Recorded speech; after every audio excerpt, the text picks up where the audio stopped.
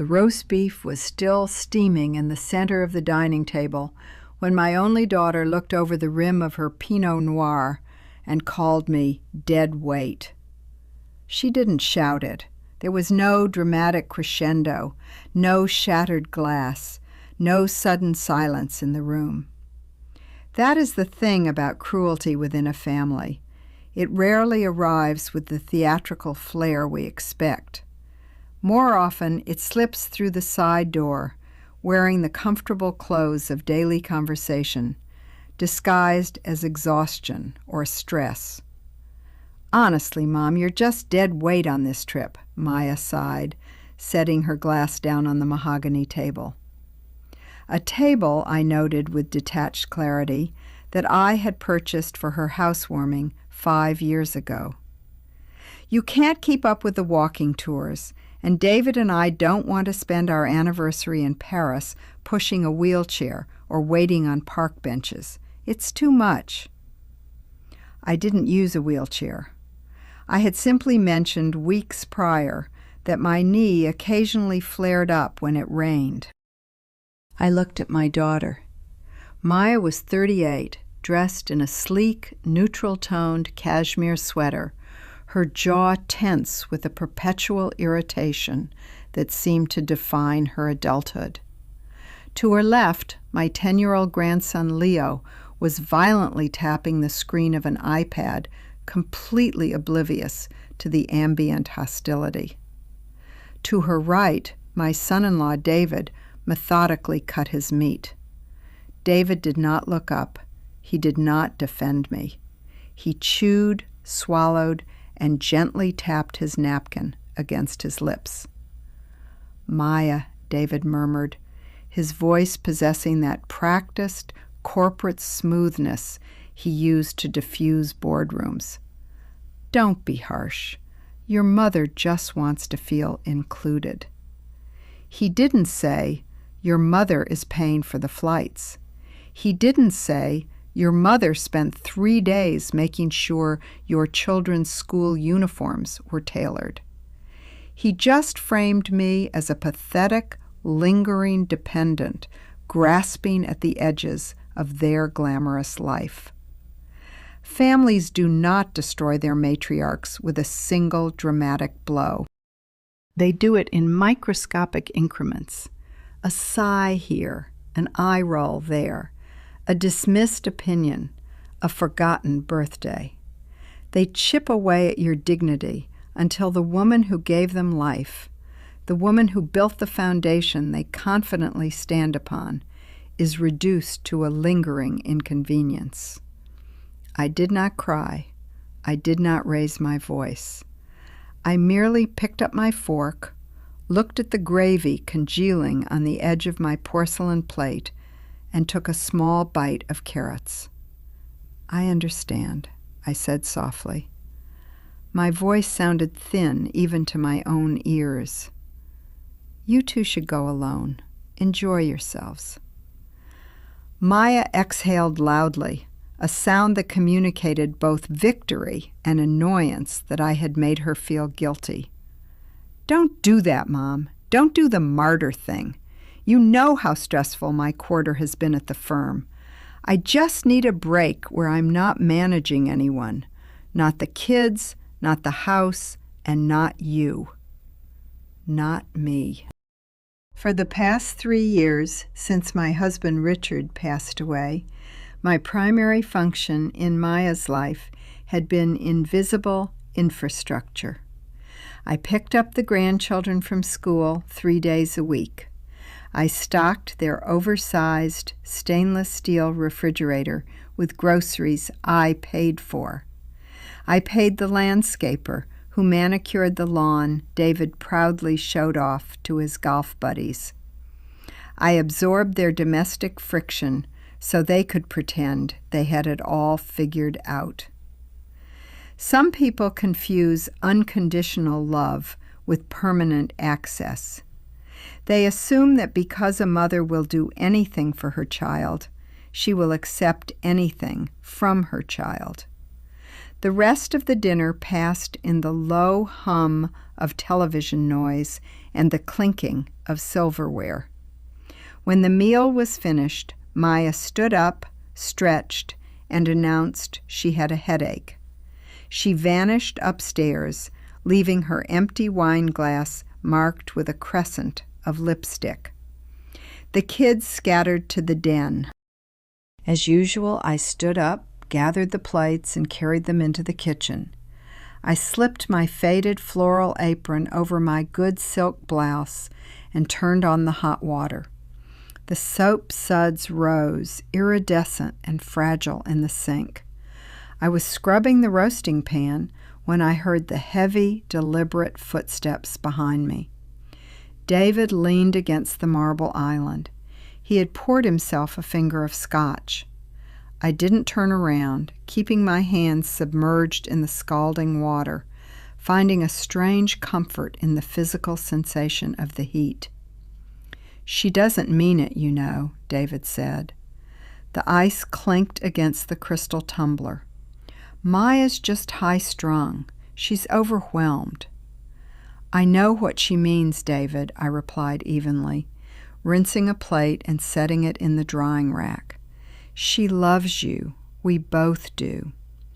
He took a slow sip. I could feel his gaze on my back. It wasn't an affectionate gaze. It was the appraising look of a man evaluating an asset. He set the glass down on the marble. "Actually, Clara, while we have a quiet minute, I've been meaning to talk to you about something." I stopped scrubbing. I did not turn off the water. The rhythmic rushing sound filled the silence between us. "Oh?" "Yeah," David said, his voice dropping an octave, adopting a tone of faux concern. "Maya and I were talking the other night about the house, your house." My hands went still beneath the suds. My home was a sprawling 4-bedroom colonial on 2 acres of pristine, debt-free land in the most exclusive zip code in the county. Richard and I had bought it 30 years ago. It was paid off. Its value had quadrupled. It was filled with antique rugs, ticking clocks, and the ghosts of a family that no longer existed. "What about my house?" I asked, keeping my back to him. "Well, you have to admit it's an awful lot of space for one woman," David said smoothly. He stepped closer. I could smell the peat of his scotch and the expensive cologne Maya bought him for Christmas. "The maintenance, the property taxes, the stairs. God forbid your knee gives out and you take a fall when nobody is there. It's a liability, Clara." He paused, letting the word hang in the air. Liability. Just 10 minutes ago I was dead weight. Now my home was a liability. "We were thinking," David continued, his voice lowering into a conspiratorial whisper, "that it might be time to start looking at alternatives. Downsizing. Maybe a nice luxury condo. And of course, Maya and I could help you manage the equity from the sale. Put it somewhere it can work for the family." I stared out the window above the sink. Outside it had started to rain. The drops hit the dark glass, blurring the reflection of the kitchen behind me. They didn't just want me out of their Paris trip. They wanted me out of my own life. They wanted my foundation. They wanted to strip the copper wire from my walls while I was still living inside them. I turned the water off. The sudden silence in the kitchen was deafening. I dried my hands slowly on a dish towel, taking my time, feeling the rough cotton against my damp skin. When I finally turned to look at my son-in-law, he offered me a warm, completely hollow smile. "We just want to protect you, Clara," David said. I looked at his polished shoes, his expensive watch, and the greed hiding behind his perfectly straight teeth. "I see," I whispered. And in that moment, for the first time in 38 years, I stopped looking at them as my family and started looking at them as my predators. "Protect me," I repeated softly. I tasted the words on my tongue, testing their weight. They tasted like ash. David smiled down at me, a generous, patronizing curve of his lips. He reached out and patted my shoulder, his large hand resting uncomfortably heavy against my collarbone. He honestly believed he was performing the role of the benevolent patriarch. "Exactly," he said softly, swirling the last amber drop of scotch in his glass. "Maya and I just want you to be safe, comfortable. You've taken care of everyone for so long, Clara. Let us take the wheel now." I looked at his hand on my shoulder. Then I looked up into his eyes. I did not flinch, and I did not argue. Arguments imply that the other person's premise is worth debating. "I will think very carefully about what you've said, David," I replied. His smile widened, reaching his eyes now. Relief washed over his face. He thought he had done it. He thought he had planted the seed, and that within a few months I would dutifully sign away the sanctuary Richard and I had built, handing over a multi-million-dollar asset to float his lifestyle under the guise of downsizing. "Take your time," David said smoothly, backing away toward the hallway. "No rush. We just want what's best for you." When he left the kitchen, the silence returned, heavier this time. I carefully took off my apron, folding it exactly in half, then in quarters, and placed it on the counter. I wiped the marble island spotless, erasing the wet ring his scotch glass had left behind. I always cleaned up their messes. It was reflex. But as I drew the sponge across the cold stone, I felt a strange, chilling stillness settling into my bones. I walked into the living room to say my goodbyes. Maya was sprawled on the expensive sectional couch, another gift from me 3 Christmases ago, scrolling through her phone. Leo was still transfixed by his screen, the glow illuminating his young face in the dim room. "I'm heading home," I announced quietly. "Drive safe, Mom," Maya murmured, not looking up from her screen. "Bye, Grandma," Leo muttered, his thumbs flying across the glass. Neither of them moved to hug me. Neither of them walked me to the door. I let myself out into the damp night air, the heavy mahogany door clicking shut behind me, severing me from the house I practically maintained. The rain had picked up. It lashed against the windshield of my sedan as I drove the winding suburban roads toward my own neighborhood. The rhythmic thwack-thwack of the wiper blades seemed to keep time with the steady pulsing of my heart. For decades, I had operated under the assumption that a mother's love is a shield. I believed that by giving them everything, my youth, my energy, my financial security, I was fortifying our family against the coldness of the world. But looking at the slick, black asphalt ahead of me, a devastating realization washed over me.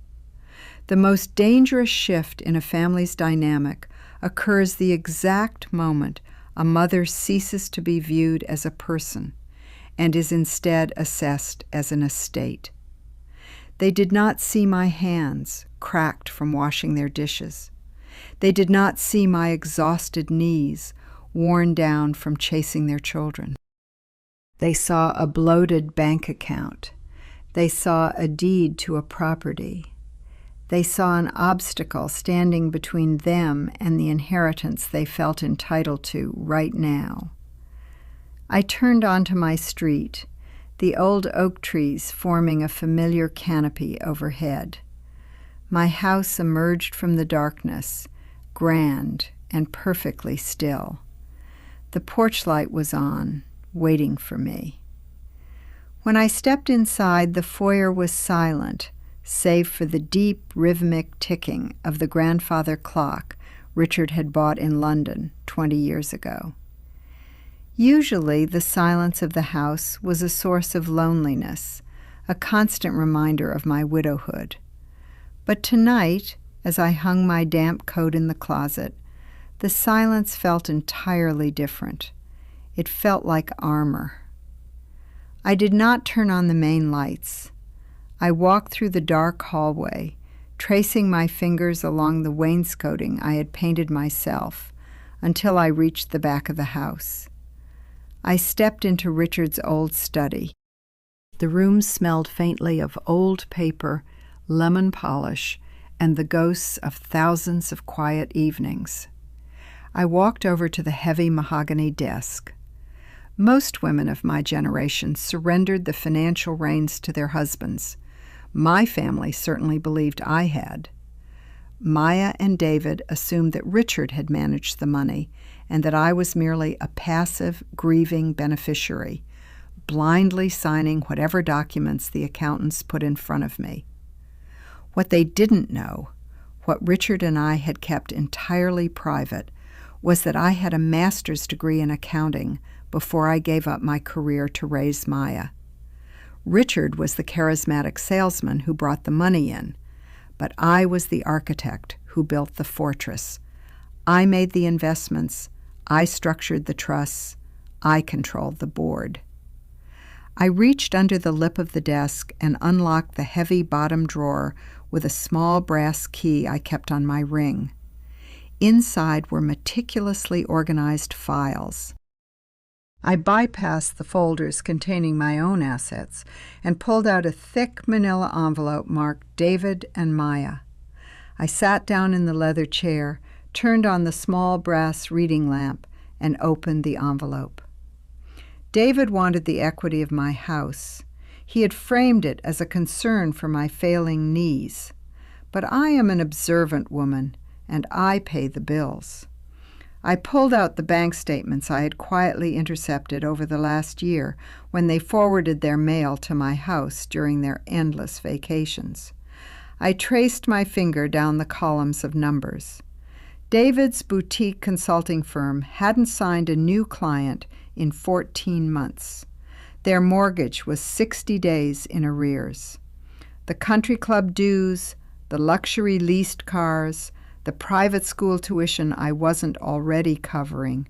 It was all being floated on a dizzying house of cards built from high-interest credit lines. He didn't want to put my equity somewhere it could work for the family. He was drowning, and he was planning to use my home as his life raft. I stared at the red numbers on the page. The grandfather clock ticked in the hallway.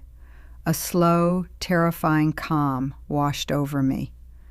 Maya had called me dead weight.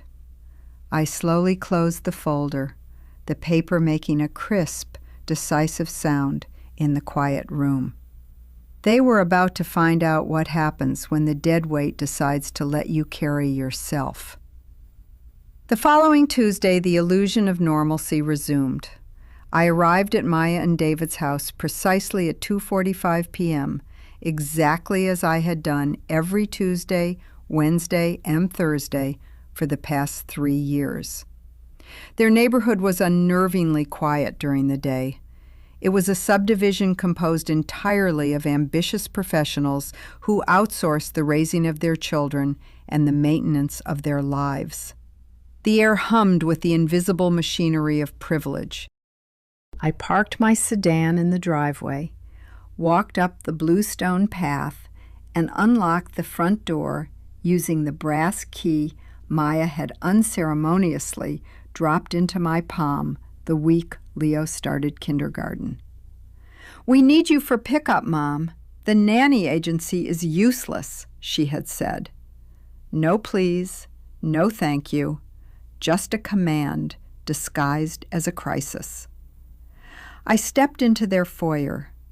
The air inside felt sterile, heavily scented with a boutique vanilla reed diffuser. I went straight to the kitchen to begin my invisible labor. I unpacked the 3 bags of high-end organic groceries I had purchased that morning. I stocked the refrigerator, aligning the glass bottles of cold-pressed juice perfectly, just the way Maya demanded. I wiped down the counters. I picked up David's discarded dry cleaning slip from the island and pinned it to the corkboard. By 3:15 p.m., I was sitting in the school pickup line. When Leo climbed into the back seat, he didn't say hello. He tossed his heavy backpack onto the leather seat and immediately pulled out a handheld video game console. "How was school, Leo?" I asked, putting the car in drive. "Fine," he muttered, not looking up. His thumbs were a blur of motion. "Did you have your math test today?" "I don't know." I looked at him in the rearview mirror. He was a handsome boy, with his father's dark hair and his mother's sharp, impatient eyes. I loved him fiercely, but it was becoming increasingly difficult to ignore the terrifying reality of who he was becoming. Maya and David were raising a child completely devoid of empathy because they modeled none for him. He treated me exactly the way he saw his parents treat me, like a driver, like a servant, like an appliance that existed solely to facilitate his comfort. When we returned to their house, I set him up at the kitchen island with a snack I had prepared earlier, sliced apples and sharp cheddar cheese. I pulled out his math workbook. "Let's get this done before your mother gets home," I said gently, tapping the open page. Leo sighed dramatically, rolling his eyes with a ferocity that was an exact replica of Maya. "Mom says I don't have to do it if I'm tired. She says the school gives too much homework." "Well, your mother isn't here right now, and math requires practice," I replied, handing him a pencil. He stared at me, his lip jutting out. Then, with the casual cruelty only a child parroting his parents can achieve, he dropped the pencil onto the marble counter. "Dad says you're moving into an old people's apartment soon anyway," Leo stated flatly. "He said you're going to sell your big house and give us the money so we can buy a boat." The silence in the kitchen shattered. The refrigerator hummed. The faint sound of a lawnmower drifted in from a neighbor's yard. I looked at my grandson. He hadn't said it with malice. He had said it as a matter of fact.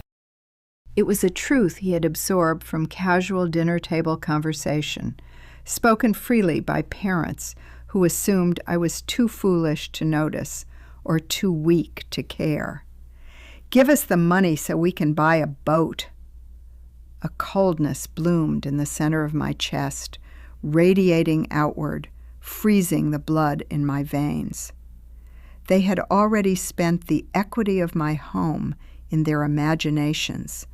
They had already packed up my life, discarded my memories, and traded my independence for a luxury watercraft. "Is that what your father said?" I asked. My voice was dangerously calm. "Yeah, he said your house is too much work and you can't handle it," Leo said, finally looking down at his math book, entirely uninterested in the emotional bomb he had just casually detonated. I stared at the back of his dark head. I felt a sudden, suffocating wave of grief, not for myself, but for the family I thought I had. You spend your whole life pouring water into a vessel, never realizing the bottom is cracked. I slowly reached out and picked up the pencil he had dropped. I placed it gently next to his workbook. "Do your math, Leo," I said softly. I did not sit with him. I walked away from the island. stepping into the living room. I stood by the large bay window, looking out at the manicured lawn I paid a man to cut every Thursday. I thought about the word handle. David told his son I couldn't handle my house. My husband had died of pancreatic cancer in the master bedroom of that house. For 6 months I bathed him. I changed his sheets. I administered his morphine. I managed the hospice nurses, handled the insurance companies, paid the mortgage, maintained the landscaping, and smiled through Thanksgiving dinner so Maya wouldn't feel overwhelmed by her father's dying. I handled everything. I have always handled everything. At 5:45 p.m., the front door unlocked. Maya blew in like a localized weather event, dropping her leather tote bag onto the floor, kicking off her heels, and immediately complaining about the traffic on the interstate.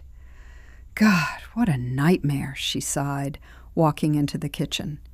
She opened the refrigerator, inspected the neatly aligned groceries I had bought with my money, and pulled out a bottle of sparkling water. She didn't thank me. She leaned against the counter, popping the tab on the bottle. Did Leo finish his homework? Most of it, I replied, walking into the kitchen to retrieve my purse. Maya frowned, rubbing her temples. Well, David is working late again, some client dinner, so it's just me and Leo tonight. She looked at me, a calculated softness entering her eyes. It was the look she gave when she was about to ask for something entirely unreasonable. Mom, you wouldn't mind staying and throwing some pasta together, would you? I am just absolutely dead on my feet. 2 weeks ago, I would have said yes. I would have taken off my coat, tied my apron back on, boiled the water, fed her child, cleaned the pots, and driven home in the dark. I looked at my daughter. I looked at the daughter who called me dead weight. I looked at the daughter who planned to buy a boat with the proceeds of my eviction. I felt the heavy, comforting weight of my car keys in my pocket. Actually, Maya, I said, my voice pleasant, polite, and completely hollow, I can't stay tonight. I have errands to run. Maya froze. The bottle of sparkling water halted halfway to her mouth. She stared at me as if I had suddenly spoken to her in a foreign language. Errands, she repeated, her brow furrowing. At 6 o'clock at night? Yes, I said smoothly, stepping past her and picking up my coat. Have a lovely evening. I walked out the front door before she could formulate an argument. As I pulled my car out of her driveway, I looked in the rearview mirror. Maya was standing in the doorway, staring after my car, a look of profound confusion on her face. Children rarely notice a mother disappearing until something they need disappears with her. It was a small withdrawal, a single dinner, a minor inconvenience. But as I drove back toward my paid-off house, the house I had absolutely no intention of selling, I felt a spark ignite in the dark, quiet machinery of my mind. If they believed I was a crumbling foundation, it was time to show them what happens when the foundation finally shifts. The silence of my home greeted me like an old friend. I didn't turn on the television or the radio. I moved through the quiet rooms, feeling the solid oak floors beneath my feet, running my hand along the polished mahogany banister. Everything here was mine. Every rug, every painting, every structural beam. It was a monument to a lifetime of quiet endurance, and they wanted to liquidate it for a luxury watercraft?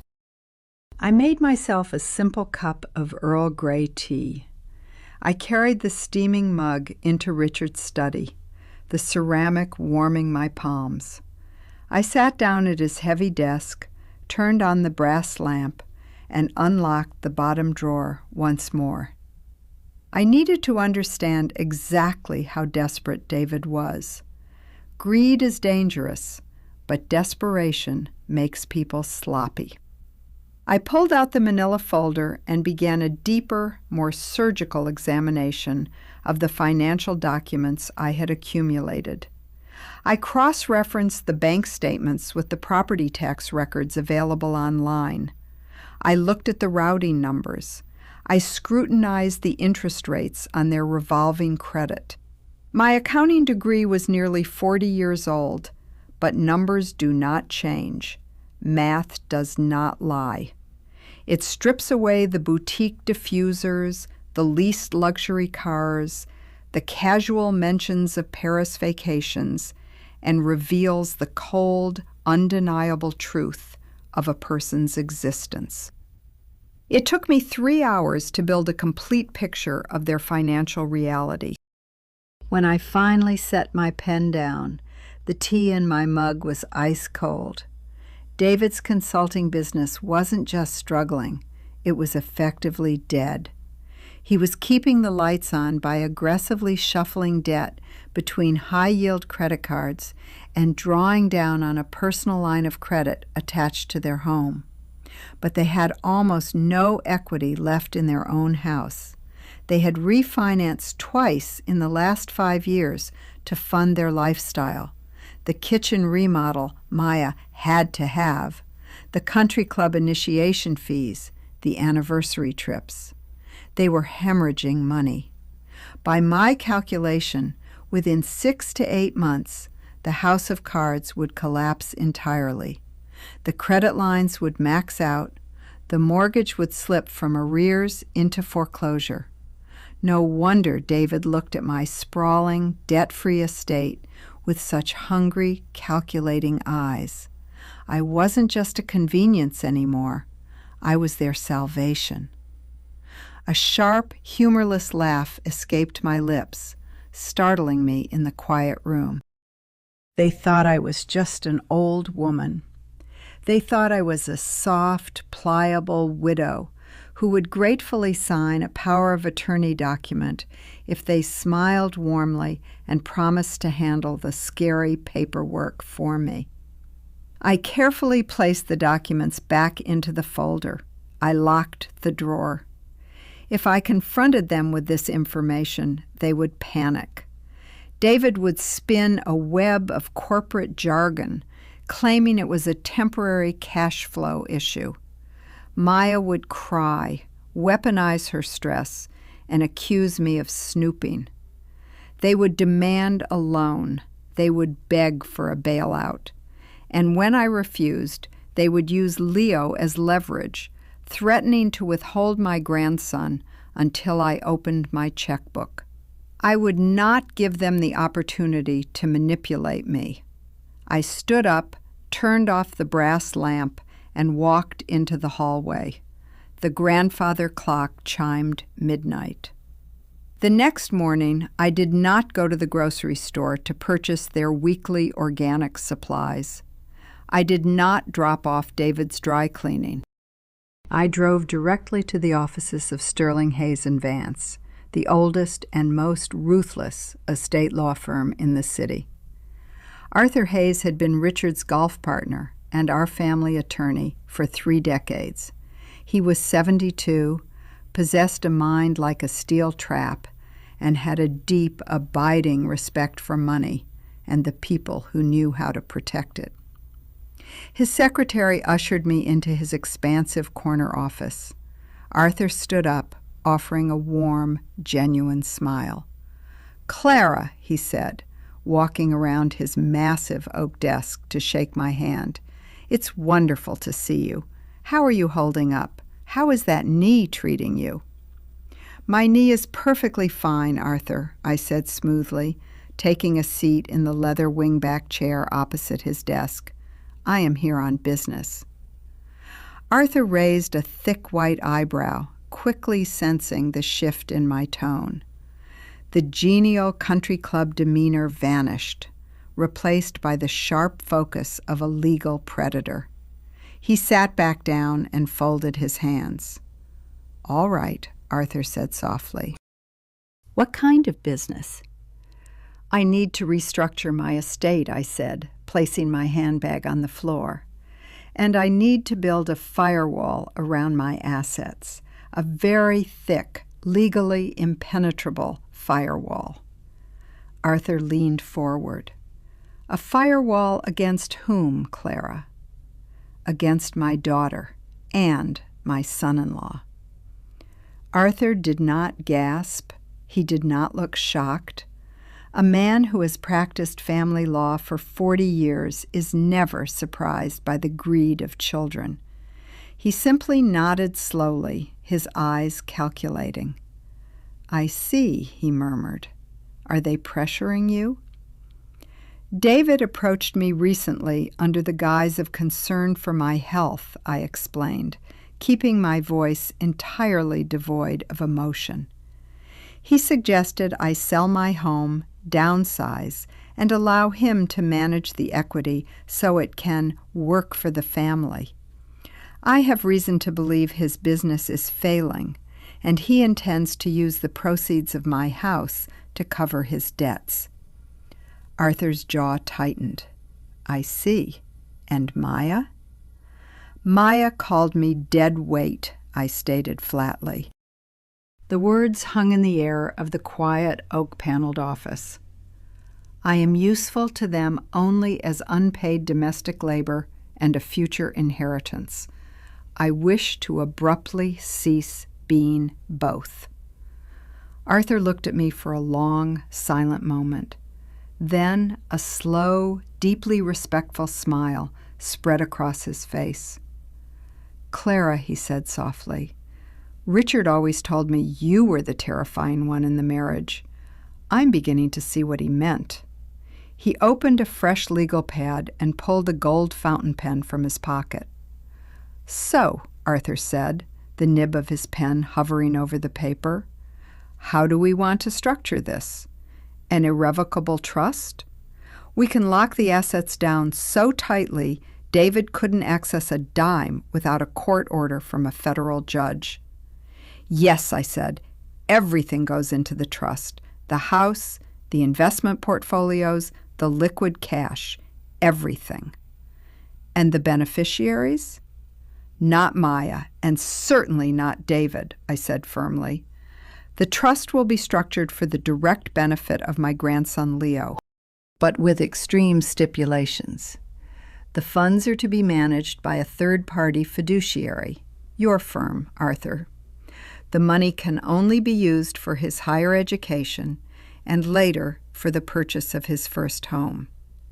Maya and David are to have zero administrative control, no access to the principal, and no ability to borrow against the trust. Ever." Arthur wrote furiously, his pen scratching loudly against the paper. "Brilliant. If they try to challenge it in probate later, they'll be fighting an institution, not an individual. And what about your immediate living expenses?" "I will retain a modest operational account," I replied, "but on paper, I want my net worth to appear entirely illiquid. I want to legally own nothing. When David inevitably comes sniffing around the property records, I want him to find out that the house he plans to sell no longer belongs to me. It belongs to the Clara Vance Irrevocable Trust," Arthur finished, looking up with a gleam in his eye. "We can have the paperwork drawn up by Friday. We'll need to transfer the deed, reroute the investment dividends, and establish the fiduciary guidelines." "Do it," I said, standing up. "And Arthur?" "Yes, Clara?" "Absolute discretion," I warned him. "They cannot know, not until I decide it is time for them to know."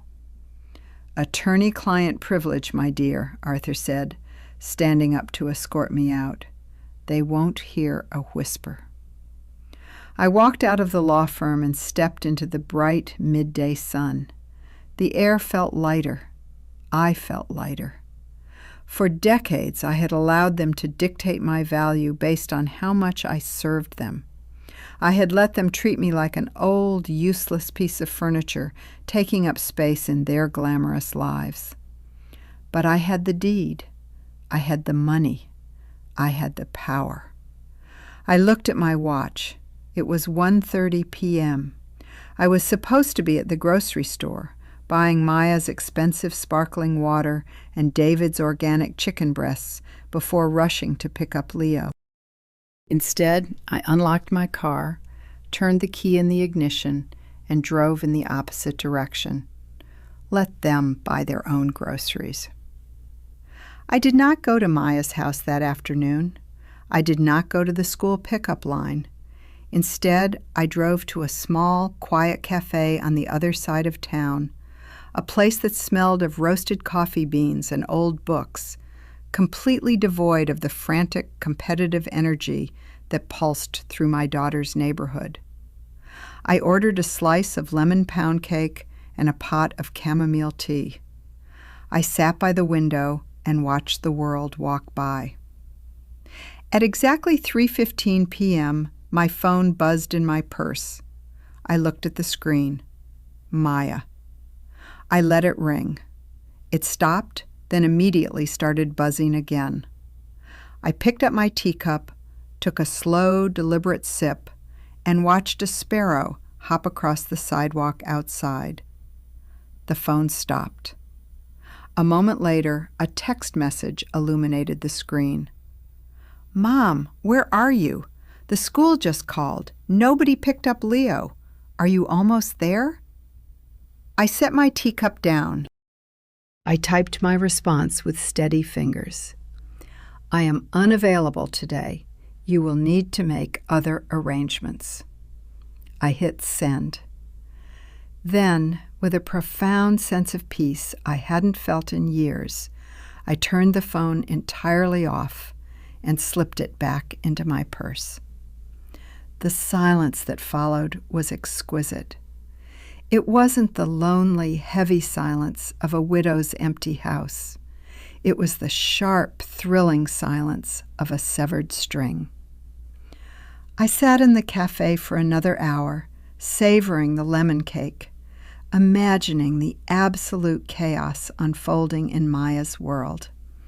I could picture it perfectly: the frantic phone calls, the furious disruption of her carefully curated schedule, the humiliating realization that the firm's top earner had to abruptly leave a meeting because her unpaid, invisible childcare provider had finally clocked out without warning. When I finally returned home at 5 o'clock, I turned my phone back on. 14 missed calls from Maya, 2 from David. 7 text messages, ranging from frantic confusion to outright hostility. "Mom, what is going on? I had to leave a client meeting. This is completely unacceptable. Call me back immediately. Are you in the hospital? Did something happen to your knee? Mom, this isn't funny. David had to cancel his dinner." I did not reply to any of them. I placed the phone on the kitchen counter, walked into the living room, and turned on the evening news. At 6:30 p.m., the sound of tires screeching onto the asphalt of my driveway shattered the quiet of the evening. Car doors slammed. Heavy, hurried footsteps pounded up the brick walkway. The doorbell rang, a long, aggressive peal, followed immediately by frantic pounding on the heavy mahogany door. I took a deep breath, smoothing the front of my blouse, and walked unhurriedly to the foyer. I unlocked the deadbolt and pulled the door open. Maya stood on the porch, her face flushed with fury, her expensive trench coat unbelted. David was right behind her, his jaw tight, his eyes scanning me up and down as if searching for a visible injury to justify my sudden insubordination. "What the hell is wrong with you?" Maya snapped, pushing past me into the foyer without waiting for an invitation. "I have been calling you for 3 hours. Do you have any idea how embarrassing it was to have the school administration call my office? I had to leave a regional director in the boardroom." I closed the front door softly behind David. I turned to look at my daughter. She was vibrating with self-righteous anger. There was no relief in her eyes at seeing me healthy and whole, only outrage that her machinery had broken down. "I told you I was unavailable," I said calmly, walking past her toward the living room. "Unavailable?" Maya echoed, her voice rising to a shrill pitch. She followed me, her heels clicking aggressively against the oak floors. "You don't get to just be unavailable at 3:15 on a Tuesday. That is your day to get Leo." "Actually, Maya," I said, turning to face her by the fireplace, "it is your day to get Leo. He is your son. I simply do it as a favor I am no longer able to provide." Maya stopped dead. The anger in her face momentarily fractured, replaced by sheer, unadulterated shock. She looked at David, who stepped forward, adopting his practiced, soothing corporate tone. "Clara, let's all calm down," David said, raising his hands pacifyingly. "Maya is just stressed. It was a miscommunication. We just got worried when you didn't show up. If your knee was bothering you, you should have called us earlier so we could pivot." "My knee is fine, David," I replied, holding his gaze until he blinked and looked away. "I simply had other obligations today." "What obligations?" Maya demanded, crossing her arms over her chest. "You don't work, Mom. You don't have hobbies. What could possibly be more important than picking up your own grandson?" "You're just dead weight. Give us the money so we can buy a boat." The echoes of their casual cruelty rang in my ears, but I kept my face entirely impassive. The key to dismantling a manipulator is to offer them absolutely no emotional leverage. Do not raise your voice. Do not cry. Do not explain.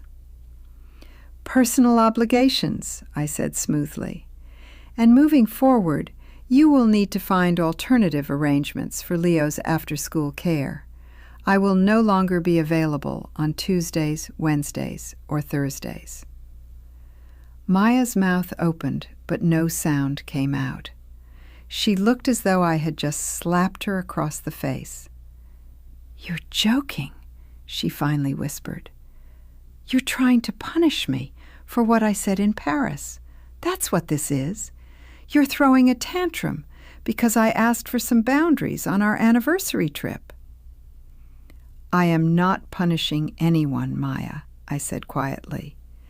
"You made it very clear that I am dead weight in your life. I am simply removing the weight. You are a highly successful woman. I have no doubt you can manage your own household." "Mom, I can't find a reliable nanny in the middle of the school year," Maya shouted, her composure finally shattering. "David is working 50 hours a week. I am up for junior partner. We rely on you." "You relied on a ghost," I said softly. "And ghosts eventually fade away." David stepped in front of Maya, his eyes narrowing. The faux concern had entirely evaporated. The mask was slipping. He saw his free labor vanishing, which meant he would have to pay a nanny, money he desperately did not have. "Clara, be reasonable," David said, his voice dropping into a low, threatening register. "You're hurting Leo with this little stunt. You're disrupting his routine." "I am sure Leo will adjust," I replied evenly. "He barely looks up from his video games when I drive him home. Now, if you both don't mind, I was just about to have my dinner." I turned my back on them and walked toward the kitchen. I didn't yell. I didn't demand an apology for Paris. I didn't confront David about his failing business or his greedy designs on my house. I simply cut off the supply of my labor, abruptly and permanently, and left them standing in the wreckage of their own entitlement. "You can't just do this," Maya yelled from the living room. "You are being incredibly selfish." "Please lock the door behind you when you leave," I called back over my shoulder, turning on the kitchen faucet. I heard a heavy, frustrated sigh, the stomping of feet, and the loud, echoing slam of the front door. I stood at the sink, listening to the silence return to my house. It was a beautiful, magnificent sound. The first pillar had been removed, and the roof of their perfect life was already beginning to sag. The true nature of an emotional parasite is not revealed when it attaches to you. It is revealed the exact moment you try to pull it off. For the next 4 days, my phone did not stop ringing. Maya oscillated wildly between vitriolic text messages accusing me of abandoning my family and pathetic, weeping voicemails begging me to just come back to normal because she was drowning. David's approach was more insidious. He left calm, measured messages dripping with condescension. "Clara, we need to have a sit-down.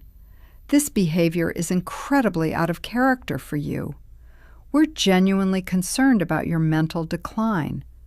Let's get together for dinner and talk about getting you some help." Mental decline. I listened to his voicemail while standing in my kitchen, sipping my morning coffee. I had to smile at his predictable cruelty. When a woman suddenly stops serving her family, they never assume she has finally woken up. They assume she has lost her mind. It is the easiest way to invalidate her rebellion. If she is crazy, then they don't have to feel guilty for how they treated her. I deleted the voicemail and poured the rest of my coffee into the sink.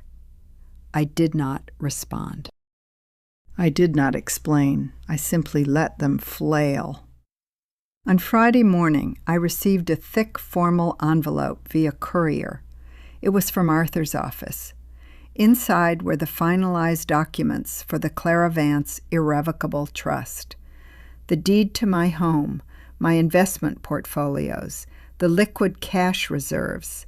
Everything had been legally walled off, transferred out of my personal name, and placed under the absolute, unyielding control of the fiduciary for the sole benefit of my grandson. I signed the documents with a steady hand, my signature crisp and black against the heavy cream paper.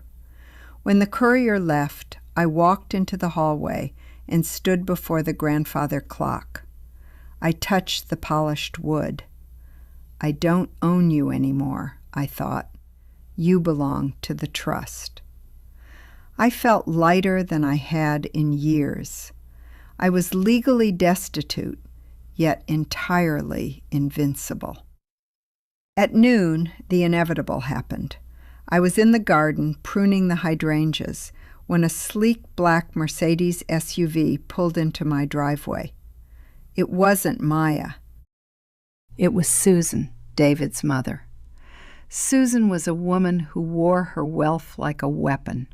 She was perpetually tanned, dripping in heavy gold jewelry, and possessed a voice that sounded like a velvet-covered rasp. She had always viewed me with mild amusement, treating me less like an in-law and more like Maya's eccentric, slightly dowdy housekeeper.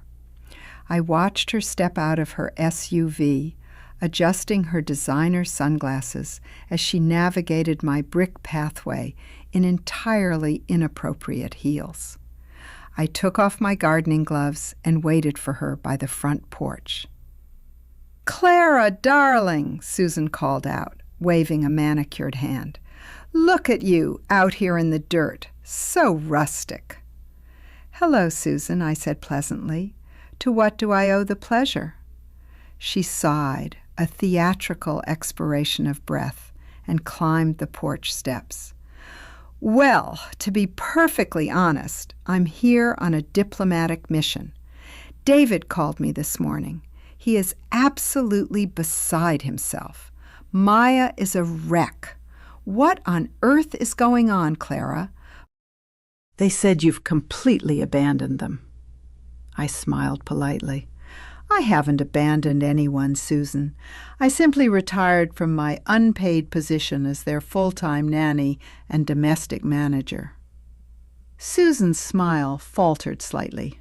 She clearly hadn't expected me to be so blunt. "Well, yes, I know you help out quite a bit." "I don't help out, Susan. I run their household," I corrected her, keeping my tone perfectly conversational. But I decided it was time for Maya to take the reins. She is a highly capable woman. Susan let out a sharp, uncomfortable laugh. "Clara, be reasonable. Maya is on the partner track at her firm. David is running his own business. They are under an immense amount of pressure. They need your support right now. You have all this free time. It's not like you have anything else to do." I looked at her. I looked at the heavy gold watch on her wrist and the dismissive curl of her lip. "Susan," I said softly, "if they are in such desperate need of childcare, why don't you offer your services? You're retired. You have plenty of free time." Susan physically recoiled, as if I had suggested she scrub their toilets with a toothbrush. "Me," she scoffed, touching her collarbone defensively. "Oh, heavens, no. I have my tennis league, the country club board, my charity luncheons. I am far too busy for drop-off lines and math homework. Besides, I did my time raising David. It's Maya's turn to figure it out." "Ah," I said, nodding slowly. "I see. Your time is valuable. Mine is expendable." Susan's face hardened. She dropped the faux-friendly demeanor. "Don't twist my words, Clara. The fact is, Maya and David are drowning without you. And frankly, David mentioned you've been acting very erratically. He's worried about your competence. Living all alone in this massive empty house, it's not healthy. He was telling me just last week that it might be time to discuss a transition plan for you." There it was, the threat. David had sent his mother to apply social pressure, gently reminding me that if I didn't fall back into line, he would begin publicly questioning my mental fitness, paving the way to seize my estate. I felt the familiar, cold calm settle over me. "A transition plan," I repeated softly. "Yes," Susan said, sensing she had gained the upper hand. She reached out and patted my arm condescendingly. "For your own good, Clara. We all just want you to be safe.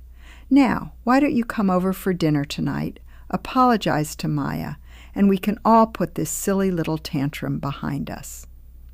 I looked down at her hand resting on my arm. Then I looked up into her heavily made-up eyes. "Susan," I said, my voice dropping to a whisper so quiet she had to lean in to hear me. "Do me a favor. When you speak to David later, ask him how his consulting business is doing. Ask him why his mortgage is 60 days past due. Ask him why he has maxed out 3 high-yield credit lines in the last 6 months." Susan froze. Her hand slowly slid off my arm. The color drained from her tanned face, leaving her looking suddenly gray and frail under her expensive makeup. What are you talking about?" she stammered. "I am talking about the fact that your son is bankrupt, Susan," I said pleasantly.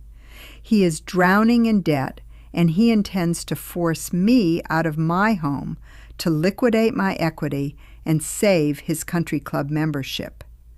He doesn't want a transition plan for me.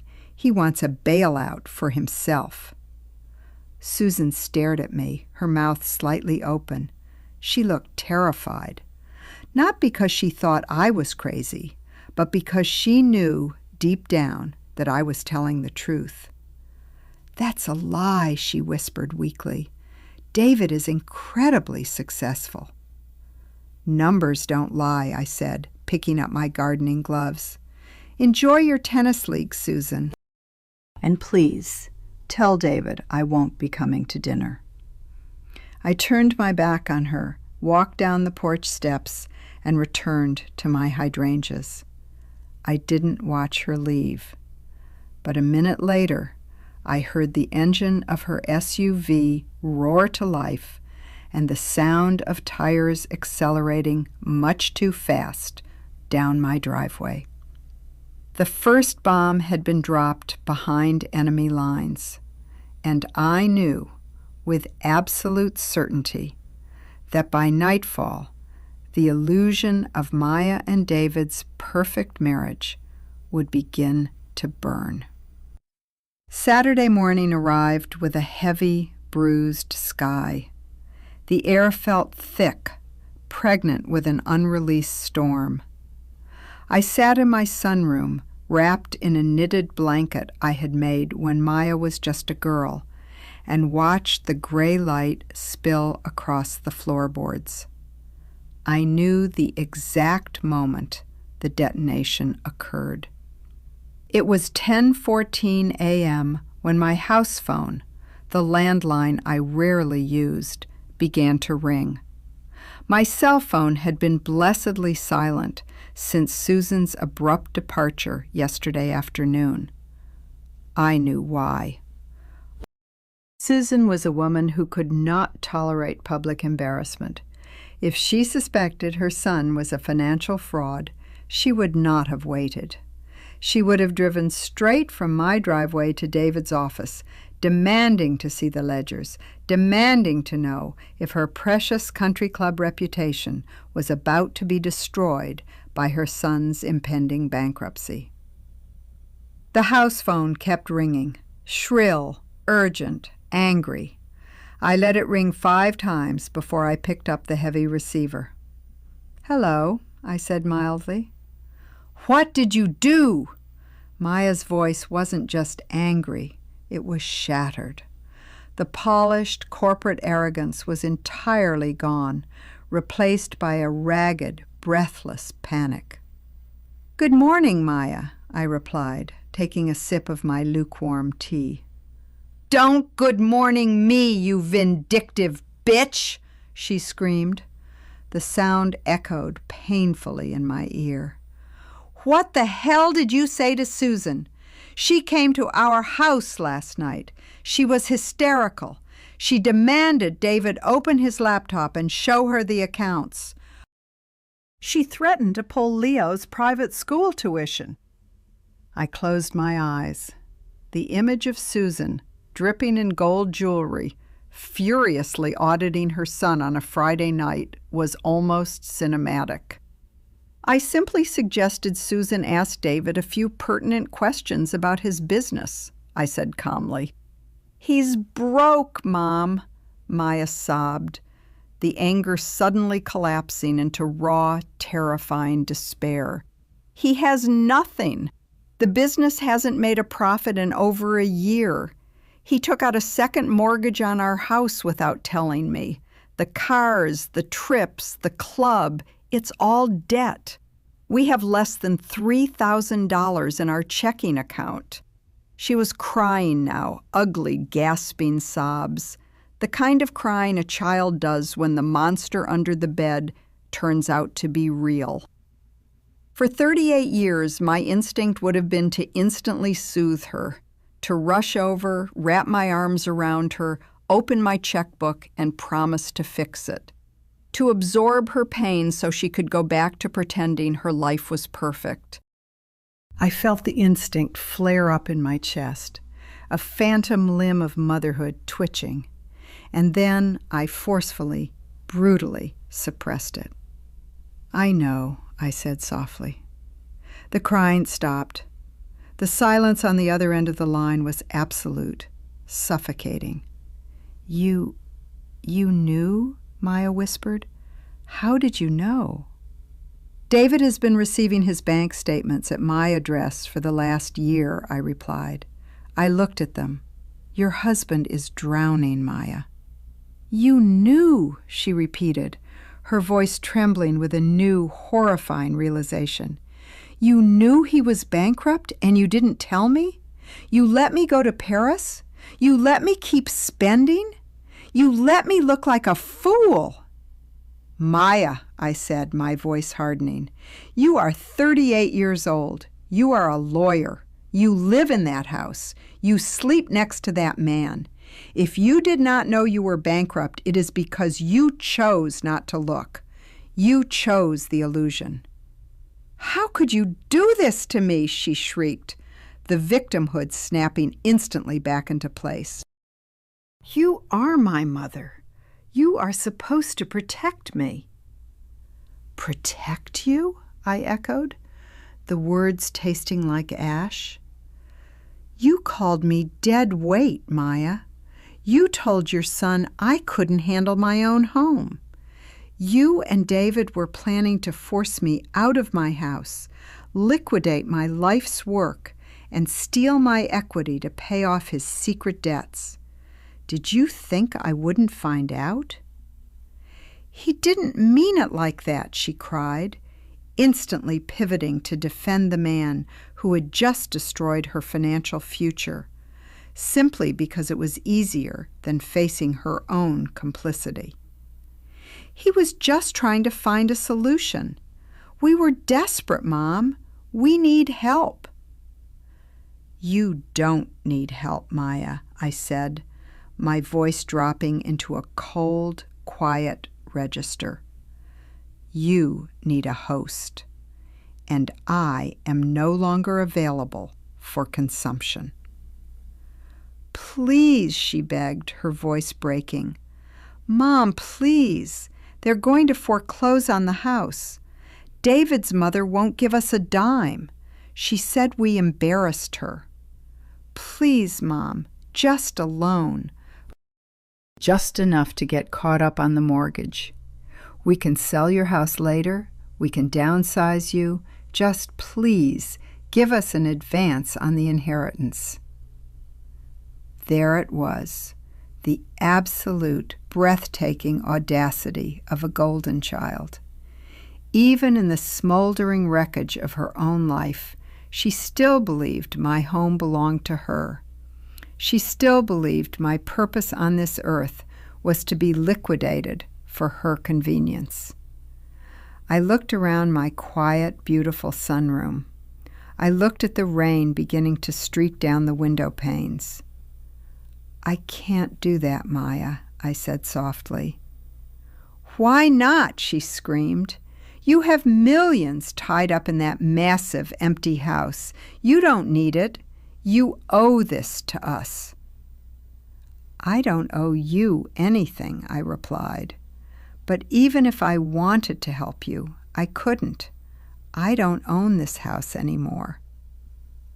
The silence returned, heavier this time. "What are you talking about?" Maya whispered. "I don't own the house," I repeated calmly. "I don't own the investment portfolios. I don't own the cash reserves."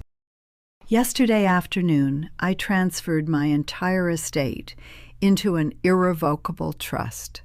The trust owns everything now. I could hear her breathing, shallow and rapid.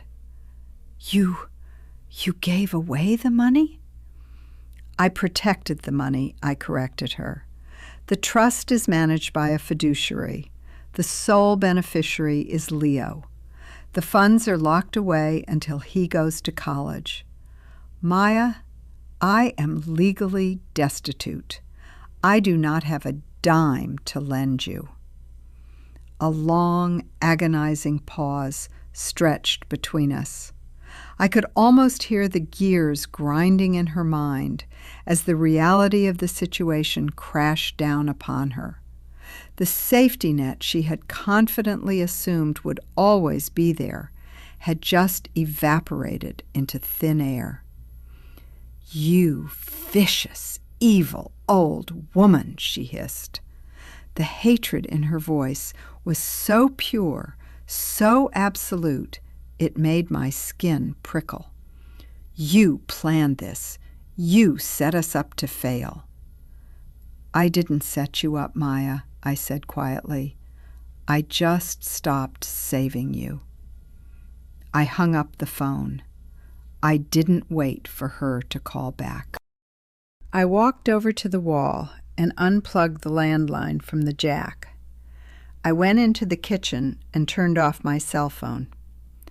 The house plunged into a deep, unbroken silence. Outside, the storm finally broke, and the rain began to batter against the roof. I walked into the kitchen, tied my faded floral apron around my waist, and began to bake a loaf of bread.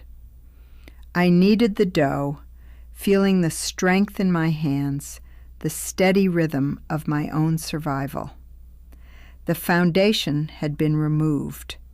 Now there was nothing left to do but watch the house collapse. The collapse did not happen all at once. Like a structurally compromised building, the failure was gradual at first. A few cracked walls, a sagging beam, before the inevitable, violent implosion. For the next 3 weeks, I existed in a state of absolute, magnificent isolation. I did not turn my phone back on. I did not check my email. When Arthur Hayes's office called on the landline I eventually plugged back in, they confirmed that David had, predictably, attempted to run a title search on my property.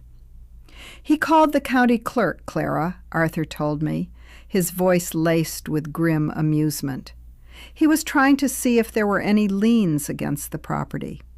When he found out the deed had been transferred to the trust, he actually called my office, demanded to speak with me, claimed he was your financial proxy." "And what did you tell him, Arthur?" I asked, polishing a silver candlestick in the dining room. "I told him that I am the fiduciary of the Clara Vance Irrevocable Trust, and that any further attempts to access your financial records would be treated as elder harassment, and I would have local law enforcement serve him with a restraining order." Arthur chuckled softly. He hung up rather quickly. "Thank you, Arthur," I said. "Clara, I must ask." Arthur's tone grew slightly more serious. "Are you all right out there, by yourself? If they get desperate, they might show up at the house." "Let them," I replied smoothly. "My doors are locked, and desperation is exactly what I am waiting for." They did not come, not at first. Pride is a stubborn thing, especially in people who have spent their entire adult lives performing wealth for an audience. Maya and David were too terrified of their neighbors noticing a disruption to come banging on my door in broad daylight. Instead, they tried to maintain the facade. But a facade requires capital, and they had none. The first visible fracture occurred in early November. I was driving home from my weekly bridge game, a social engagement I had previously abandoned to accommodate Leo's soccer schedule when I passed by Maya's subdivision. I parked down the street, obscured by the turning autumn leaves of a large oak tree, and watched. A sleek flatbed tow truck was backed into their driveway. Two men in neon vests were securing chains to the undercarriage of David's leased luxury SUV. I sat in my idling car and watched the repossession happen. David was standing in the driveway, wearing a wrinkled dress shirt, his hair disheveled. He was arguing with the tow truck driver, waving his hands frantically, pointing toward the house. The driver merely shook his head, handed David a clipboard, and tapped the paper with a thick finger. David signed the paper. His shoulders slumped. He looked suddenly old, stripped of the arrogance that usually puffed out his chest. He watched the truck pull his car out of the driveway and down the street. He didn't look up as the truck passed my hidden sedan. I put the car in drive and quietly drove home. The second fracture happened 4 days later. I received a handwritten letter in my mailbox. The return address was Maya's. The handwriting was jagged, hurried, the pen pressed so hard into the paper it had nearly torn the envelope. I carried it into the kitchen, sat at the island, and opened it with a silver letter opener. Mom, I know you are screening my calls. I know you unplugged the phone. You have made your point. You won. I hope you are happy. David's car was taken. The country club suspended our membership because our dues bounced. Leo was uninvited from the Harrison boys' birthday party because word is getting around that David's business is under investigation by the IRS for unpaid payroll taxes. I am sleeping in the guest room. I can't even look at him. He lied to me for 2 years. He destroyed everything. But you are punishing Leo. We can't afford the nanny anymore. I had to leave work early 3 times this week to pick him up, and the senior partners are noticing. My career is in jeopardy. If I don't make partner this year, we will lose the house. We are 3 months behind on the mortgage. If you ever loved me, if you care about your grandson at all, you will unlock the trust. You will let Arthur Hayes give us a bridge loan. If you don't, we will be on the street by Christmas. Please, Mom. Maya. I read the letter twice. There was no apology for Paris. There was no apology for calling me dead weight. There was no acknowledgement of the fact that they had planned to steal my home to cover these exact debts. It was just blame. Blame directed at David, blame directed at me. Maya was still entirely convinced that she was the victim of everyone else's incompetence. I took the letter, folded it neatly in half, and placed it in the trash can under the sink. I did not reply. I did not call Arthur. The most painful part of watching a child fall is fighting the motherly instinct to catch them. But some children must be allowed to hit the ground, because it is the only way they will ever understand the weight of their own actions. Maya had spent her entire life leaping from tall places, knowing I would always be at the bottom with a net. I had removed the net. Now she had to learn how to land. The third fracture did not involve Maya or David. It involved the only innocent person in their orbit. It was a Tuesday afternoon, raining steadily, the sky a dark, bruised purple. I was sitting in Richard's study, reading a novel, when the doorbell rang. It wasn't a frantic, aggressive pounding. It was a single, hesitant chime. I walked to the foyer and looked through the peephole. My breath caught in my throat. Standing on the porch, soaking wet, shivering in a thin windbreaker, was my 10-year-old grandson, Leo. He had a heavy, sodden backpack slung over one shoulder, and his dark hair was plastered to his forehead. I ripped the door open. "Leo!" I gasped, pulling him inside by the arm. He was freezing. His teeth were audibly chattering. "Hi, Grandma," he mumbled, looking down at his soaking wet sneakers, which were currently dripping muddy water onto my pristine oak floors. "Good heavens, boy, what are you doing out in this weather?" I demanded, immediately shrugging off his wet jacket. "Where is your mother? Did she leave you outside?" "Mom's at work," Leo said, his voice small, lacking the usual entitled, bratty tone he carried. "Dad was supposed to pick me up, but he didn't come." I froze, the wet jacket in my hands. "He didn't pick you up?" Leo shook his head. He looked exhausted. The arrogance of a child raised in luxury had been washed away, leaving only a scared, cold little boy. "I waited for an hour," Leo whispered. "The school office called Dad's phone, but it went to voicemail. They called Mom, but her assistant said she was in a deposition and couldn't be disturbed. The secretary said they were going to call Child Services if nobody came." A spike of pure, unadulterated rage shot through my chest. David was so drowning in his own financial ruin that he had literally forgotten his own son at school. "How did you get here, Leo?" I asked softly, kneeling down to unlace his wet shoes. "Your school is 4 miles away." "I walked," he said, wiping a mixture of rain and tears from his cheek with a dirty hand. "I didn't want the police to come. I knew how to get to your house." He had walked 4 miles in the freezing rain because his parents were too consumed by the collapse of their fraudulent empire to remember he existed. I stood up. I didn't say anything about the mud on the floor. I didn't lecture him about walking alone in the storm. I put my hand gently on his wet head. "Come to the kitchen," I said quietly. "Let's get you warm. I'll make you some hot chocolate." He looked up at me, his eyes wide and uncertain. For the first time in his life, he didn't look at me like a servant. He looked at me like a sanctuary. "Okay, Grandma," he whispered. I walked him into the kitchen.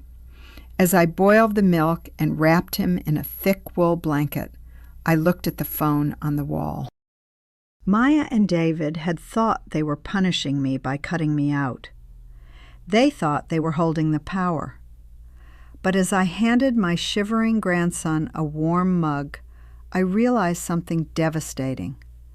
They weren't just losing their money, they were losing their child. And they were going to lose him to me. I let Leo drink his hot chocolate in silence. The rain lashed against the kitchen window, but inside the room was warm, filled with the scent of cocoa and the quiet, rhythmic ticking of the wall clock. He didn't pull out a video game. He didn't ask for an iPad. He simply sat at the marble island, wrapped in my thick wool blanket, holding the mug with both hands, staring blankly ahead. He looked like a refugee who had just survived a shipwreck. "Are you hungry?" I asked softly, breaking the silence. He nodded, a small, jerky motion. I made him a grilled cheese sandwich and a bowl of tomato soup.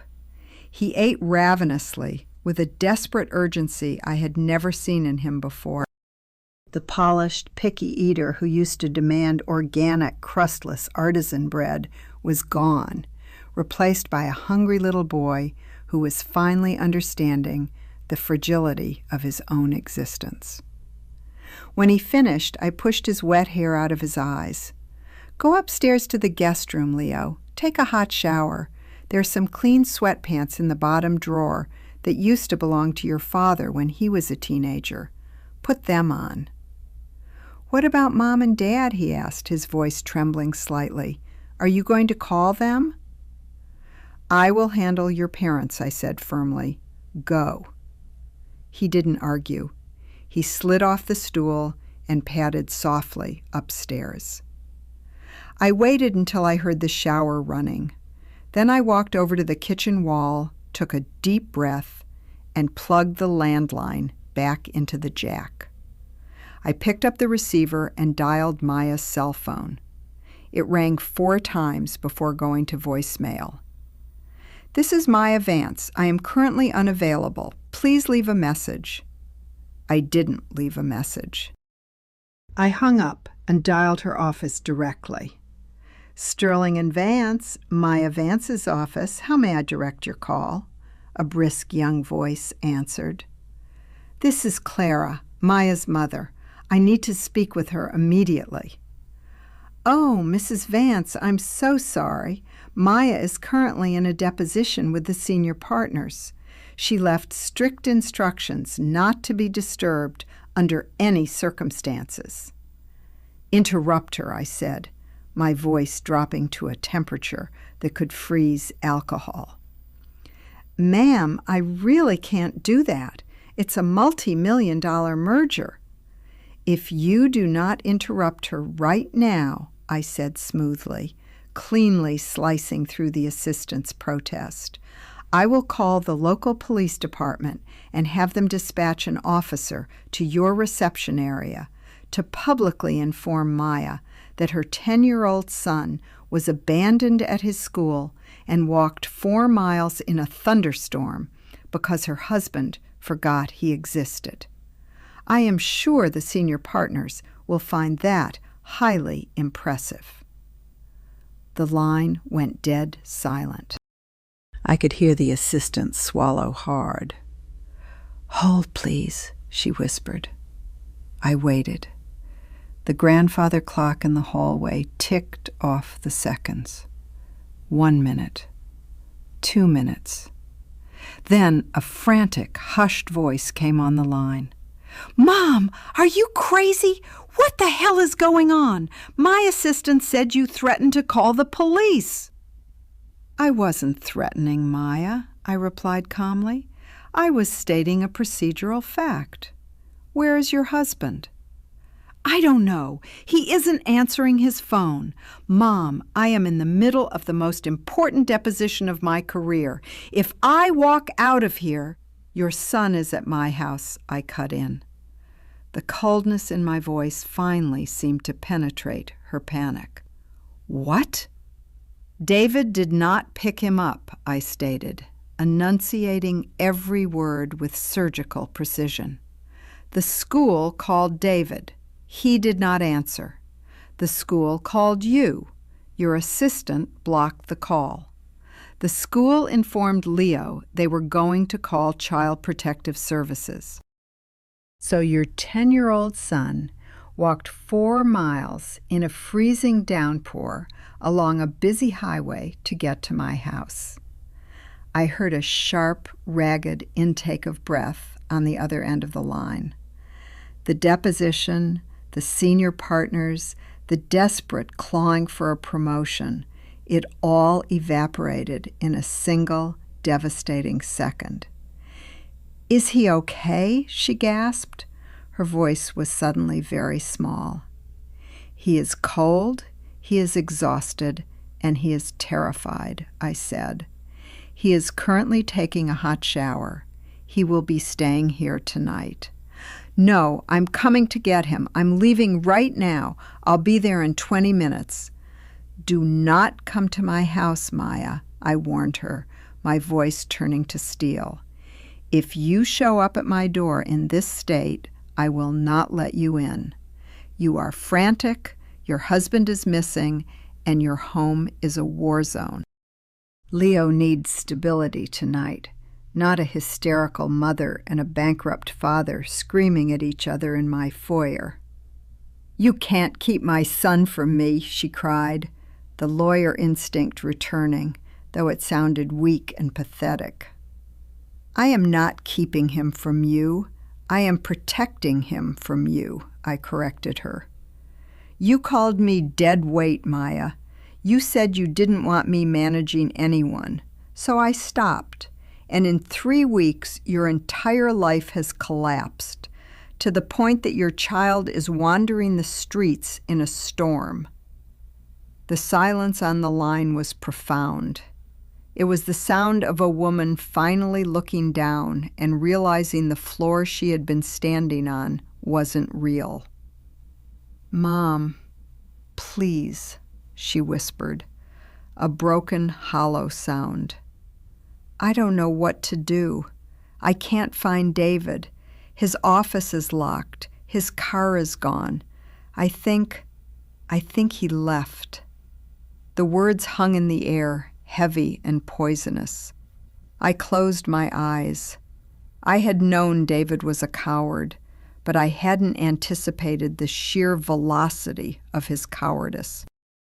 When the walls finally closed in, when the tow trucks arrived and the IRS started knocking, the man who had confidently planned to steal a widow's home had simply cut and run, leaving his wife and child holding the bag.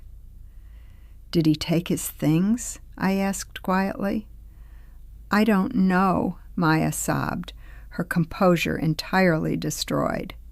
I haven't been home since this morning. The bank called me at noon. They froze our joint checking account. Mom, there's nothing left. I felt a strange, detached sorrow. Not for her, but for the agonizing predictability of human nature. Greed always eats itself in the end. Go home, Maya, I said softly, though there was no warmth in my voice. Go home. Look at your closets. Look at your bank accounts. Figure out where your husband went. What about Leo? She begged. Leo is safe here, I replied. He will sleep in the guest room. I will take him to school tomorrow morning. Do not call this house again tonight. Before she could protest, I hung up the phone. I didn't unplug it this time. I knew she wouldn't call back. She had a house of horrors to return to, a dark, empty mansion full of unpaid bills and the lingering scent of her husband's expensive, absent cologne. I walked upstairs. The guest room door was slightly ajar. Leo was sitting on the edge of the bed, wearing Richard's old gray sweatpants. They were far too big for him, bunched up around his waist and ankles. He looked small, fragile, and entirely defeated. Is Mom mad at me? He asked quietly as I stepped into the room. No, sweetheart, I said, sitting down next to him on the mattress. Your mother isn't mad at you. She's just dealing with some adult problems right now. He looked down at his hands. Dad didn't come. I know. I think they're out of money, Leo whispered, looking up at me with eyes that were far too old for a 10-year-old boy. I heard them fighting last night. Dad was crying. Mom threw a glass at the wall. He paused, his lower lip trembling. Are we going to be poor, Grandma? I reached out and pulled him against my side. He didn't resist. He leaned into me, resting his head against my shoulder, his small body shuddering as he finally let go of the brave facade he had worn for the 4-mile walk. You are not going to be poor, Leo, I said softly, stroking his damp hair. You have a trust. Your grandfather and I made sure of it. You will go to college. You will be safe. He didn't understand what a trust was, but he understood the tone of my voice. He understood that in a world where his parents were rapidly disintegrating, the dead weight he had mocked 3 weeks ago was the only solid ground left to stand on. I held him until he fell asleep. I turned off the bedside lamp, walked out into the hallway, and looked down the dark stairs toward the front door. David was gone. Maya was ruined. The collapse was no longer approaching. It had arrived. And now, the true cost of their arrogance would be extracted. The next morning, the storm had passed, leaving behind a cold, blindingly bright autumn day. The sky was the color of a bruised plum, sharply defined against the skeletal branches of the oak trees outside my window. I woke early, made a breakfast of scrambled eggs and toast, and woke Leo gently. He ate in silence, his movements slow and lethargic. The adrenaline of his ordeal had faded, leaving behind the dull, heavy ache of a child who knows his world has fundamentally shifted. "Get your backpack, Leo," I said, handing him his dry windbreaker. "I'm taking you to school." "Is Mom going to pick me up today?" he asked, his voice barely a whisper. "I will pick you up," I replied firmly, "at 3:15, exactly where I used to." A flicker of profound relief washed over his face. He nodded, grabbed his backpack, and walked out the door. I drove him to school, waited until he was safely inside the building, and then turned my car toward the city. I did not go to Maya's house. I knew what I would find there: panic, chaos, the humiliating theater of a woman trying to hide her ruin from the neighbors. Instead, I drove directly to the imposing glass and steel building that housed Sterling, Hayes, and Vance. I parked in the visitor's garage, took the elevator to the 34th floor, and stepped into the plush, aggressively modern reception area of Maya's law firm. The receptionist, the same assistant I had spoken to on the phone the night before, looked up from her computer. Her eyes widened, her professional smile faltering as she recognized my name from the terrifying phone call. "Mrs. Vance?" she said, standing up slightly. "Maya isn't in today. She called in sick." "I am not here to see Maya," I replied smoothly, adjusting the strap of my leather handbag. "I am here to see Arthur Hayes." The assistant blinked, visibly relieved to be spared my wrath. "Of course. Right this way." She led me down the long carpeted hallway, past rows of glass-walled offices where young, exhausted lawyers were already aggressively billing hours. Maya's office was dark, the door shut. Arthur's corner office was bright and commanding.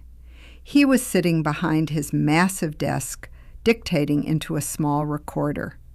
When he saw me, he clicked the machine off and stood up, a grim expression on his face. "Clara," he said, gesturing to the wingback chair, "please sit. I was just about to call you." "Good morning, Arthur," I said, taking a seat. "I assume you've heard." Arthur sighed heavily, sinking back into his leather chair. "It's the talk of the firm this morning. Maya didn't just call in sick, Clara. She called the managing partner in hysterics at 6 a.m., asked for an emergency leave of absence. The rumor mill is moving faster than a wildfire." "What is the consensus?" I asked mildly. "The consensus is that David Vance is a criminal," Arthur said bluntly. "He didn't just mismanage his consulting business, Clara. He committed fraud. He's been floating his overhead by taking out massive loans under his clients' names, forging signatures, and siphoning the money into offshore accounts to cover his personal debts." I felt a coldness settle in my stomach. but I kept my face entirely impassive. I knew David was desperate, but I hadn't realized he was stupid. Desperation is a financial problem. Fraud is a federal one. And Maya, I asked? She's legally married to him, which makes her a target of the investigation, Arthur said, rubbing his temples. The feds froze their joint accounts yesterday. That's why the bank called her. They are going to audit everything: her income, her assets, the house. The firm is terrified of the optics. They placed her on administrative leave pending the outcome of the investigation. He paused, looking at me with a mixture of awe and profound respect. If you hadn't transferred your estate into the trust 3 weeks ago, Clara, the feds would be freezing your assets right now, Arthur said quietly. Because David tried to list your home as collateral on a fraudulent loan application 4 days before we moved the deed. My hands tightened around the strap of my purse. David hadn't just been planning to ask for my equity. He had been planning to steal it outright, using my own home to cover his crimes, leaving me utterly destitute when the feds eventually knocked on the door. Maya called me dead weight. David saw me as a sacrificial lamb. "Where is he?" I asked, my voice dangerously soft. "Gone," Arthur said flatly. He cleared out his personal safe deposit box yesterday morning, took his passport, and got on a flight to Costa Rica before the feds could officially issue the warrant. He left Maya holding the bag. I closed my eyes. The sheer, breathtaking magnitude of the betrayal was almost too much to process. Maya had built her entire identity around her perfect marriage, her perfect house, her perfect life. She had treated me like a peasant because she believed she was royalty. And now her king had fled, leaving her to face the guillotine alone. "Arthur," I said, opening my eyes, "I need you to do exactly as I instruct." Arthur sat up straighter, pulling a legal pad toward him. "Name it." "The trust remains ironclad," I began, "but Maya is about to lose her house to foreclosure, and she currently has 0 income and frozen accounts. She cannot provide for Leo." "Do you want to authorize a stipend?" Arthur asked, his pen hovering. "Absolutely not," I said sharply. "Maya will not see a single dime of my money. But I will not allow my grandson to become a casualty of her arrogance and his criminality." I leaned forward, locking eyes with the seasoned attorney. "I want you to draft emergency custody paperwork. Full physical and legal custody of Leo transferred to me. Given Maya's current legal jeopardy, her lack of income, and the fact that the FBI is likely going to raid her home within the week, a judge will sign it before lunch." Arthur's eyebrows shot up. "Clara, that is aggressive. Maya will fight you." "Maya has no money to fight me," I replied coldly. "Her accounts are frozen. Her husband is an international fugitive. She cannot afford a lawyer, let alone a protracted custody battle against a fully funded, irrevocable trust. Present the paperwork to her as a temporary measure to protect Leo from the federal fallout. Tell her if she signs it, I will continue to feed and house him. If she refuses, I will walk away and let child services take him when the feds kick her door in." Arthur stared at me, his pen motionless. A slow, deeply appreciative smile spread across his face. You are ruthless, Clara. I am a mother who learned from her daughter's example, I said simply. Maya taught me that family is a transaction. I am merely adjusting the terms of the deal. I'll have the paperwork drafted by noon, Arthur said, writing rapidly on the pad. I'll have a courier deliver it to Maya's house. No, I corrected him, standing up. Do not send a courier. I will take it to her myself. Arthur looked up, a warning in his eyes. Clara, she is going to be a cornered animal. She is losing everything. She might be dangerous. I have survived her cruelty for 38 years, Arthur, I said, turning toward the door. I am not afraid of her despair. I left the law firm and drove back into the suburbs. The trees lining the roads were stripping themselves of their dead leaves, preparing for the long, hard winter ahead. It was time to visit my daughter. It was time to collect my grandson, permanently. And it was time to let the dead weight finally crush her. The subdivision was eerily quiet when I pulled onto Maya's street. The manicured lawns, the oversized front doors, the pristine driveways. It all looked exactly as it had a month ago. But to me, the entire neighborhood now resembled a Hollywood set, a beautiful hollow facade propped up by cheap lumber and desperation. I parked in Maya's driveway. The empty space where David's repossessed SUV used to sit gaped like a missing tooth. Maya's sleek Audi was parked haphazardly, one tire resting aggressively on the edge of the manicured grass.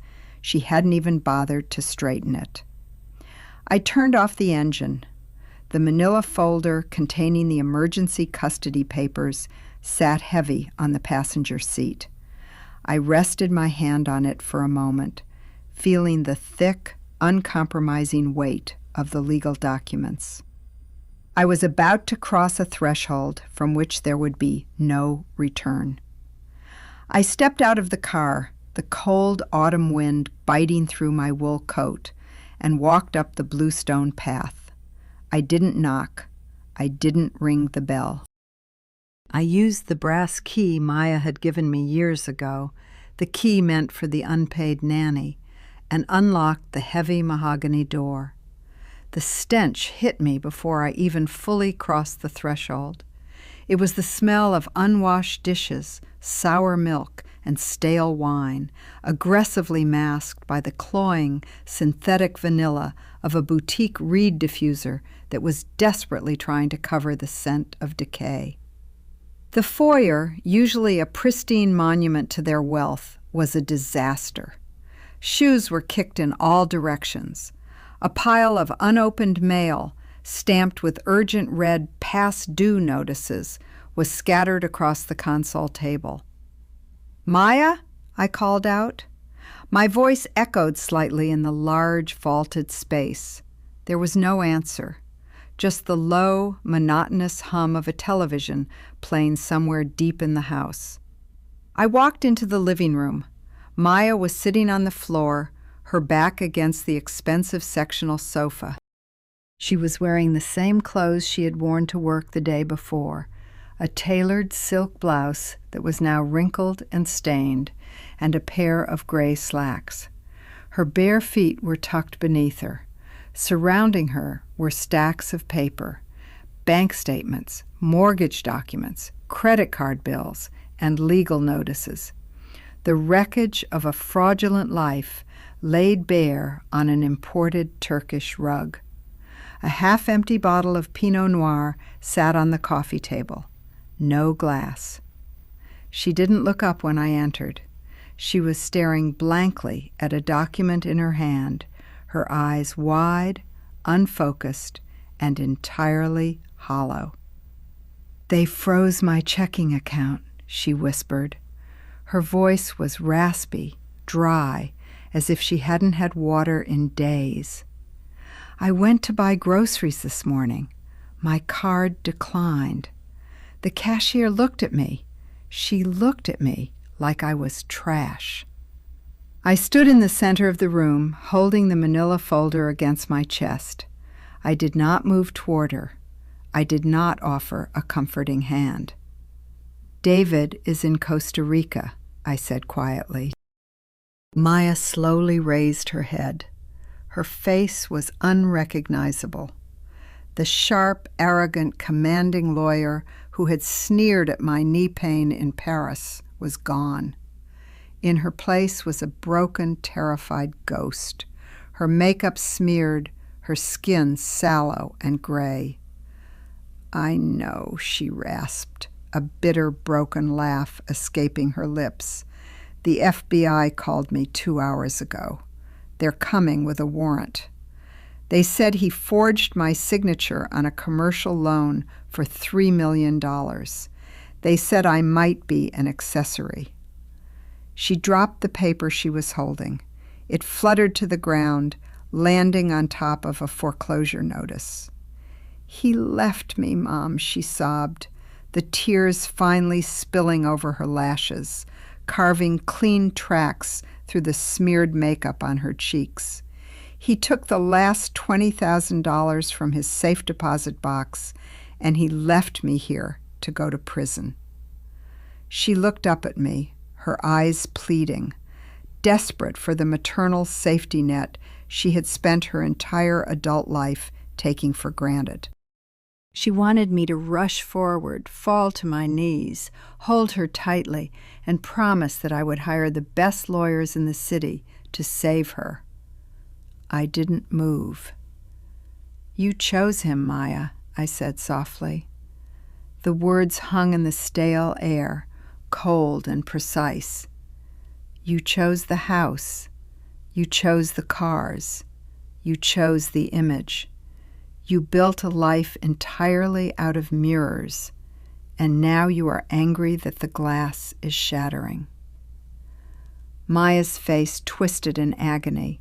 "How can you be so cruel? I am your daughter. I am drowning. I am going to lose everything." "You already lost everything," I corrected her, stepping forward and dropping the manila folder onto the coffee table, right next to the wine bottle. The heavy thwack of the folder hitting the wood made her flinch. "What is that?" she whispered, staring at the envelope as if it were a bomb. "Those are temporary emergency custody papers," I said smoothly. "I am taking Leo, full physical and legal custody." Maya froze. The air left her lungs in a sharp, audible hiss. She stared at the folder, then slowly looked up at me, pure, unadulterated horror dawning in her eyes. "You can't," she breathed. "I can, and I will," I replied, my voice dropping into a register of absolute, terrifying authority. "You are under federal investigation. Your bank accounts are frozen. Your husband is an international fugitive. This house will be foreclosed upon within the month, assuming the FBI doesn't seize it first. You cannot feed your son. You cannot house your son. Last night he walked 4 miles in a storm because you were too busy trying to save your career to remember you had a child." "It was a mistake," she screamed, suddenly scrambling to her feet, though she swayed slightly as she stood. "It was one mistake. I love my son." "Love is not an emotion, Maya. Love is an action," I said coldly, "and your actions have endangered him. Sign the papers." "I won't," she spat, pointing a shaking finger at me. "I will fight you. I am a lawyer. I know how the system works. You are just a vindictive old woman trying to steal my child because you're angry I didn't want you on a vacation." I looked at her outstretched finger. I didn't flinch. "You have no money to fight me, Maya. I reminded her calmly. You cannot afford a retainer. You cannot even afford groceries. I, on the other hand, have the full financial backing of the trust. I can drag this through the courts until you are living in your car. But I don't want to do that.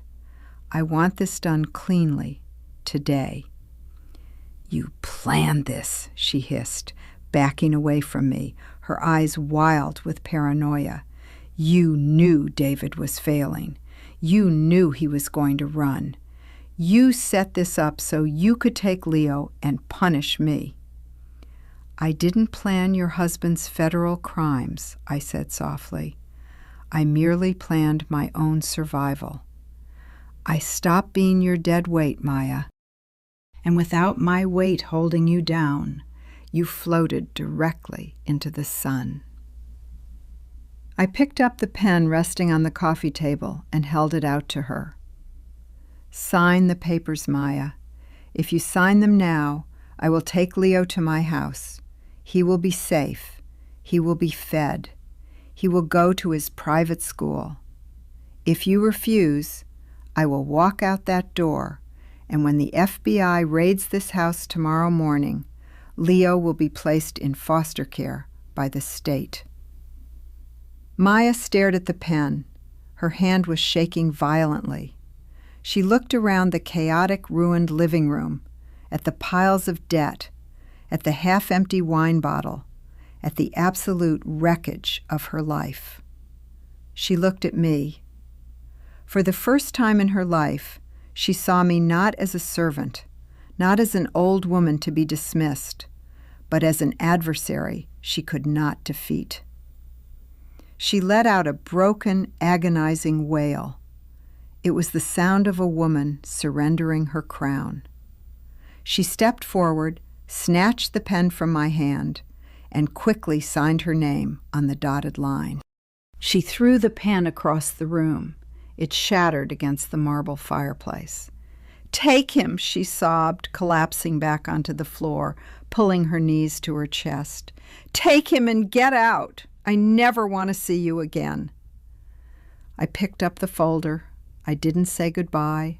I didn't say I loved her. I turned my back on my daughter, walked out of the house, and locked the door behind me. The transaction was complete. I had lost a daughter. But I had saved a grandson, and my house was finally entirely my own. The drive back to my house was silent, save for the rhythmic humming of the tires against the cold pavement.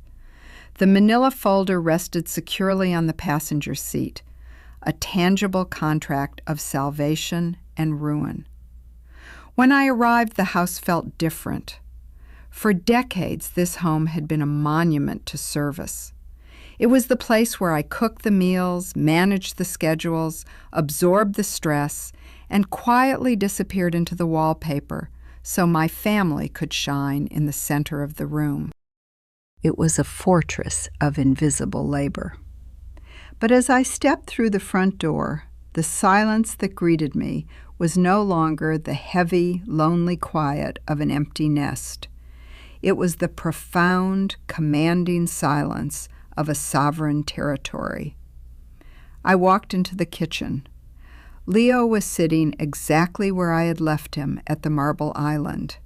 He was working on his math homework, an expression of intense concentration on his young face. When he heard my footsteps, he looked up. His eyes were hesitant, searching my face for a verdict. "Did you see Mom?" he asked softly, putting his pencil down. "I did," I replied, walking over to him. I placed my hand gently on his shoulder. "Your mother has some very complicated adult matters to resolve right now, Leo. It is going to take a long time." He swallowed hard. "Is she going to jail like Dad?" The bluntness of his question caught me off guard. Children absorb far more than we realize. They hear the hushed phone calls, the panicked whispers, the shattering glass. They know when the foundation is collapsing, long before the adults admit it. I do not know, I answered honestly, but what I do know is that you are going to live here with me for a very long time. Your mother and I have agreed that this is the best and safest place for you. Leo looked down at his math workbook. He traced a circle around an equation with the tip of his finger. He didn't cry. He didn't throw a tantrum or demand to go home. He simply let out a long, shuddering sigh, the tension visibly draining from his small frame. "Okay, Grandma," he whispered. "Okay," I echoed. That afternoon, I made a few phone calls. I called the headmaster of Leo's private school to inform him of the change in legal guardianship, preempting the inevitable gossip that would follow the federal raid on Maya's house. I called a local pediatrician to transfer his medical records. I handled the logistics with the same quiet, ruthless efficiency I had used to manage my daughter's life for 38 years. But this time, I was working for myself. 2 days later, the storm finally hit Maya's shore. I was sitting in Richard's study reading the morning paper when my cell phone buzzed. It was Arthur Hayes. "Clara," Arthur said, his voice tight, "it happened." "The raid?" I asked, turning a page of the newspaper. 5 hours ago, the FBI hit the house at dawn, Arthur reported. They seized hard drives, financial records, the cars, or what was left of them. And Clara? They arrested Maya. My hand stilled on the edge of the paper. I felt a brief, sharp pang in my chest, the final dying gasp of a mother's instinct, before the cold reality settled back over me. "On what charges?" I asked evenly. "Conspiracy to commit wire fraud and money laundering," Arthur said. "David was using her as a shield. He ran the offshore accounts through a shell corporation registered in her name. She claims she knew nothing about it, that she blindly signed the documents he put in front of her. But given her status as a corporate attorney, the federal prosecutor isn't buying the ignorant housewife defense." "I see." "Her firm officially terminated her this morning," Arthur continued. "They're trying to distance themselves from the blast radius. She's currently sitting in federal holding. Her bail hearing is tomorrow. Clara, she doesn't have a dime. Her accounts are frozen. If she can't post bail, she's going to be remanded to federal custody until the trial." Arthur paused, the silence on the line hanging heavy with implication. He was waiting for me to crack. He was waiting for the mother in me to finally step forward, unlock the trust, and bail my daughter out of jail. I looked out the window. The sky was an immaculate, piercing blue. The oak trees were entirely bare now, stripped of their dead weight, standing strong and silent against the coming winter. "Arthur," I said softly. "Yes, Clara?" "Ensure the custody paperwork is filed with the county clerk before noon," I instructed. "And if anyone from the federal prosecutor's office contacts you regarding my assets, inform them that the Clara Vance Irrevocable Trust has zero financial ties to Maya or David Vance." Arthur exhaled slowly.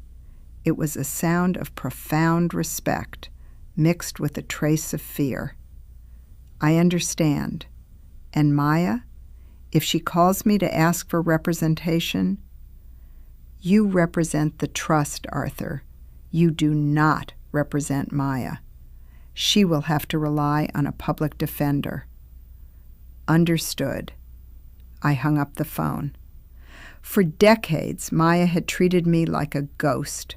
She had assumed I was simply there to haunt the edges of her glamorous life, silently fixing the messes she left behind, until the day I finally vanished entirely and left her my gold. But a ghost is only powerless if you believe it isn't real. I walked out of the study and into the kitchen. Leo was sitting at the island, eating a bowl of cereal. He looked up at me, his dark eyes solemn. "Do you want to help me rake the leaves in the backyard, Leo?" I asked. A small, genuine smile touched the corners of his mouth. "Yeah, I'd like that, Grandma." We spent the afternoon in the garden. I taught him how to hold the rake properly, how to gather the dead leaves into piles, how to clear the earth so the grass could breathe beneath the frost. We worked in silence, the physical labor drawing the anxiety out of his small body. He wasn't dead weight.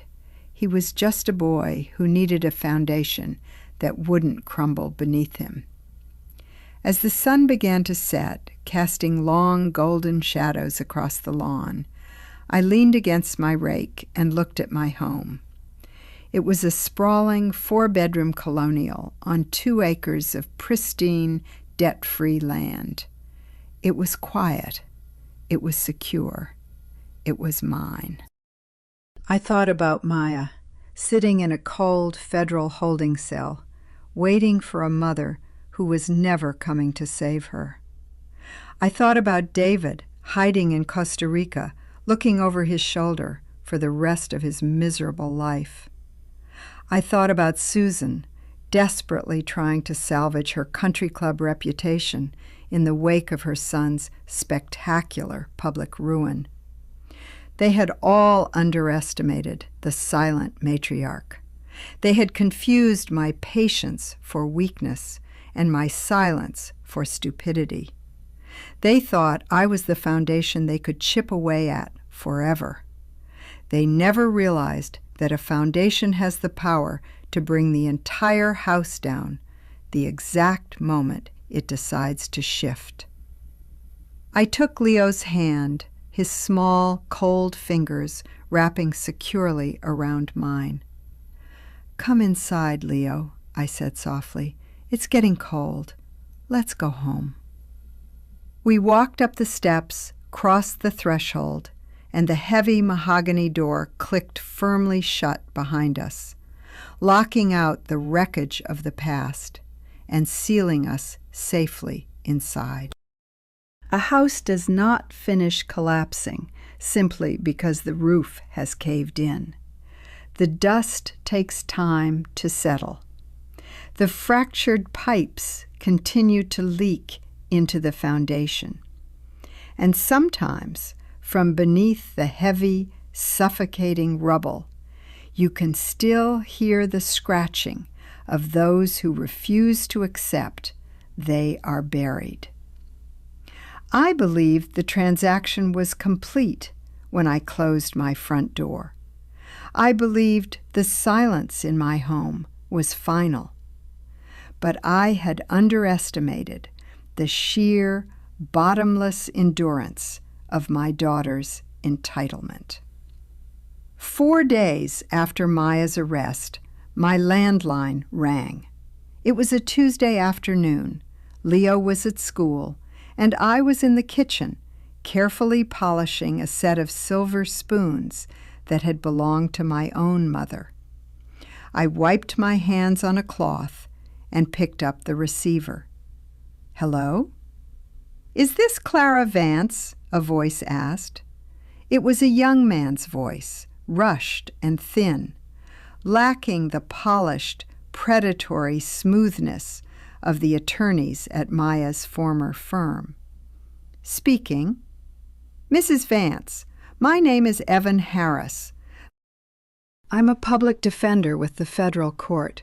I've been assigned to your daughter's case." I picked up the silver spoon and held it up to the light, inspecting it for tarnish. "I see. What can I do for you, Mr. Harris?" He let out a heavy, unprofessional sigh.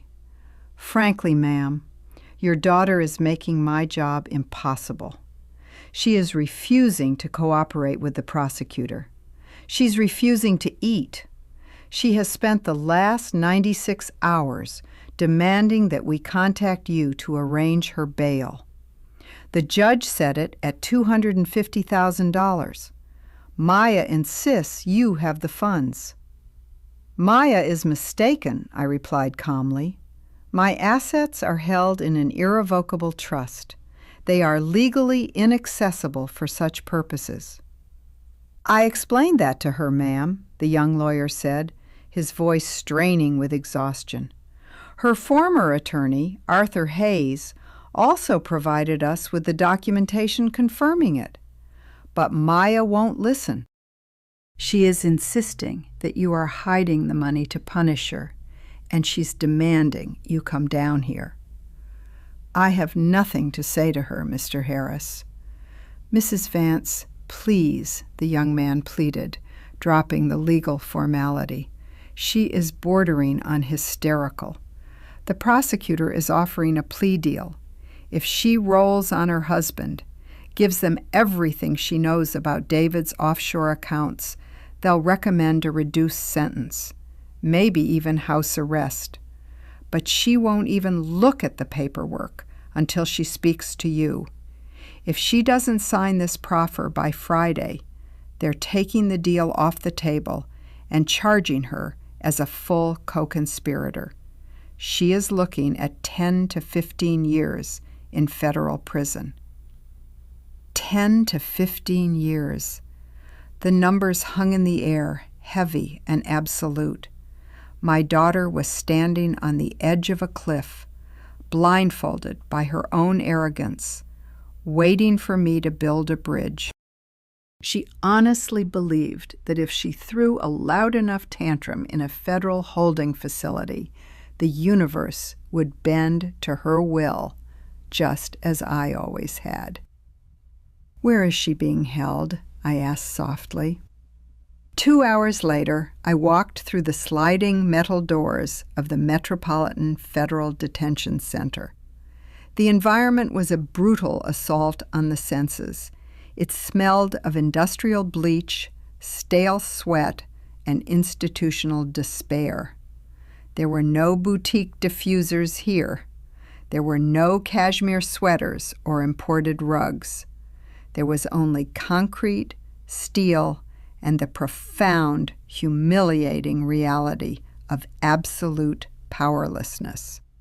I surrendered my coat, my purse, and my jewelry to a corrections officer behind a thick sheet of bulletproof glass. I walked through a metal detector. I allowed a stranger to pat down the seams of my clothing.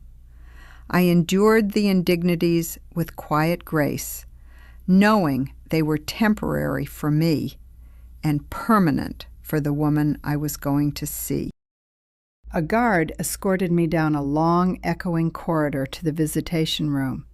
It was divided by a long wall of reinforced glass, lined with cheap plastic chairs and black telephone receivers.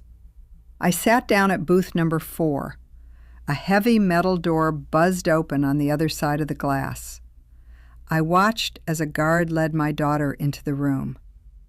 The physical deterioration of Maya Vance was shocking. The sleek, aggressive corporate attorney who had demanded I pack her children's tailored uniforms for Paris was entirely gone. She was wearing an oversized, faded orange jumpsuit. Her perfectly dyed hair was greasy and flat against her skull. Her skin was a sickly, translucent yellow under the harsh fluorescent lights. She looked small. She looked terrified. When she saw me, a feral, desperate light ignited in her eyes. She practically threw herself into the plastic chair on her side of the glass and snatched the black receiver off the wall. I picked up my receiver slowly, bringing it to my ear. "Mom," she breathed, her voice cracking with suppressed hysteria. "Oh my God, Mom, thank God you're here. You have to get me out of here. It's a nightmare. The food, the women in here, they treat me like an animal. You have to pay the bail." I looked at her through the smudged, thick glass. I did not smile, and I did not cry. "I am not here to pay your bail, Maya," I said. My voice was transmitted through the cheap plastic receiver, sounding tinny and detached. "I am here because your public defender begged me to come. He says you were refusing to review a plea deal." Maya's face contorted in disbelief. She slapped her hand against the glass.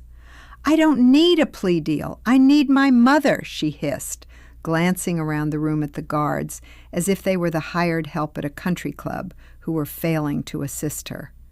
"I didn't do anything. David did this. He forged my name.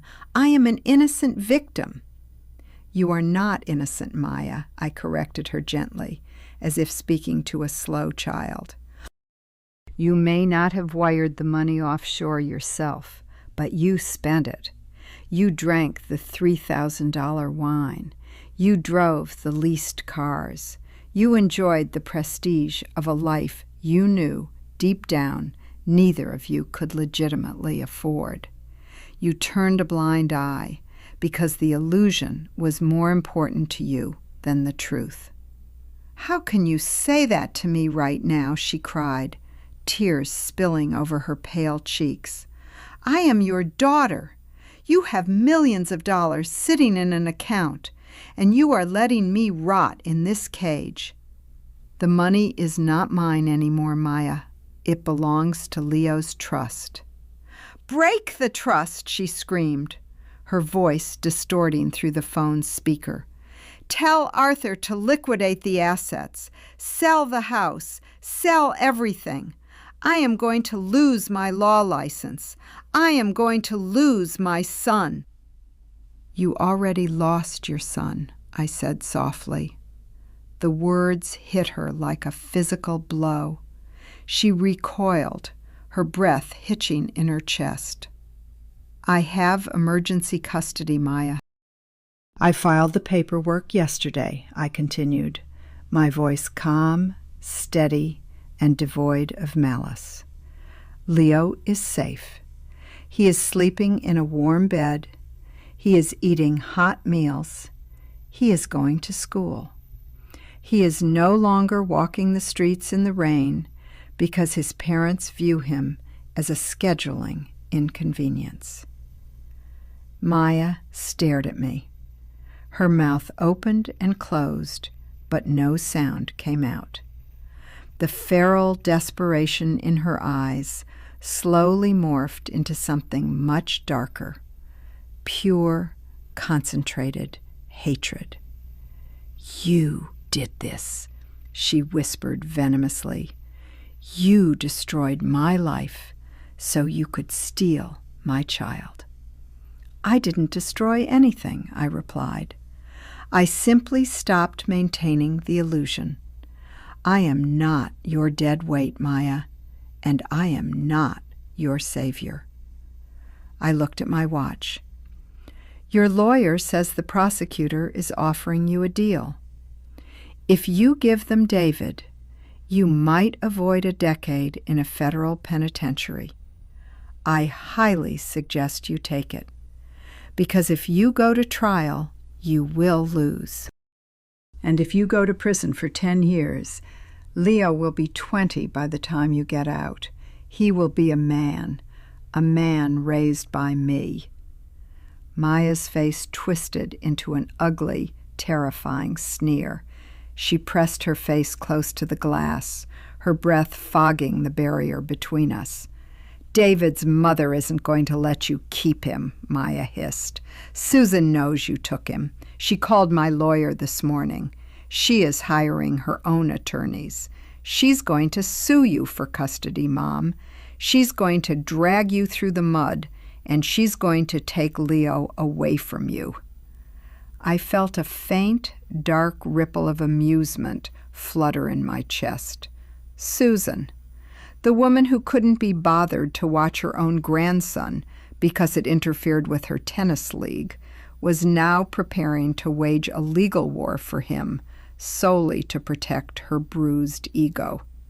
"Let her try," I said softly. I placed the heavy black receiver back onto the hook. The line went dead.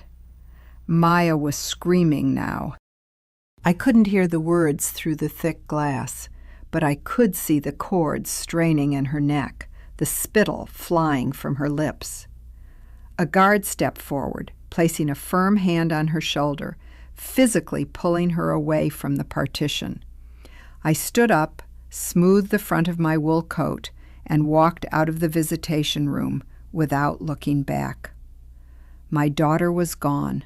She had been swallowed by the monster of her own making. But as I walked out into the freezing afternoon air, a new clarity sharpened my mind. The battle for my survival was over, but the battle for Leo's soul was just beginning. And if Susan Vance wanted a war, I was going to give her a massacre. The first snow of the season began to fall on the Tuesday before Thanksgiving. It did not arrive with the violent, noisy bluster of a blizzard. It fell silently, large, heavy flakes drifting down from a white-gray sky, coating the skeletal branches of the oak trees and burying the dead leaves Leo and I had raked into piles. Inside, the house was a fortress of warmth. A fire cracked in the hearth of the living room. The scent of roasting chicken and rosemary drifted from the kitchen. Leo was sitting on the rug near the fireplace, working on a 1,000-piece jigsaw puzzle I had found in the attic. I watched him from the armchair, a cup of chamomile tea warming my hands. The frantic, hyper-anxious energy that had defined him in Maya's house was slowly bleeding out of him. He no longer tapped his fingers incessantly. He no longer demanded screens to numb his mind.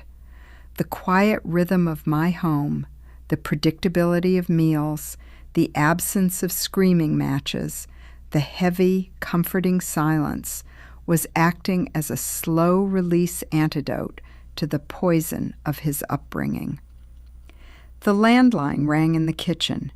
Leo's head snapped up, his small shoulders instantly tensing.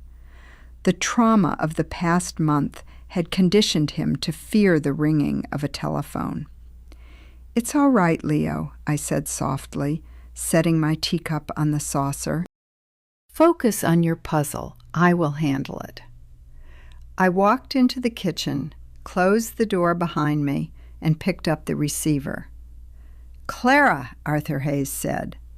His voice lacked its usual jovial warmth. It was clipped, professional, and sharpened for war. "I just received a courier from Harrison, Sterling, and Croft." It was the most expensive, aggressive family law firm in the state. "Susan," I murmured, leaning against the marble counter. "Susan," Arthur confirmed. "She has officially filed a petition to challenge your emergency custody order. She's claiming you manipulated a federal crisis to kidnap her grandson. She's demanding immediate physical placement of Leo, citing your age, your widowhood, and a completely fabricated claim of your declining mental state as disqualifying factors." I traced the grain of the marble with my index finger.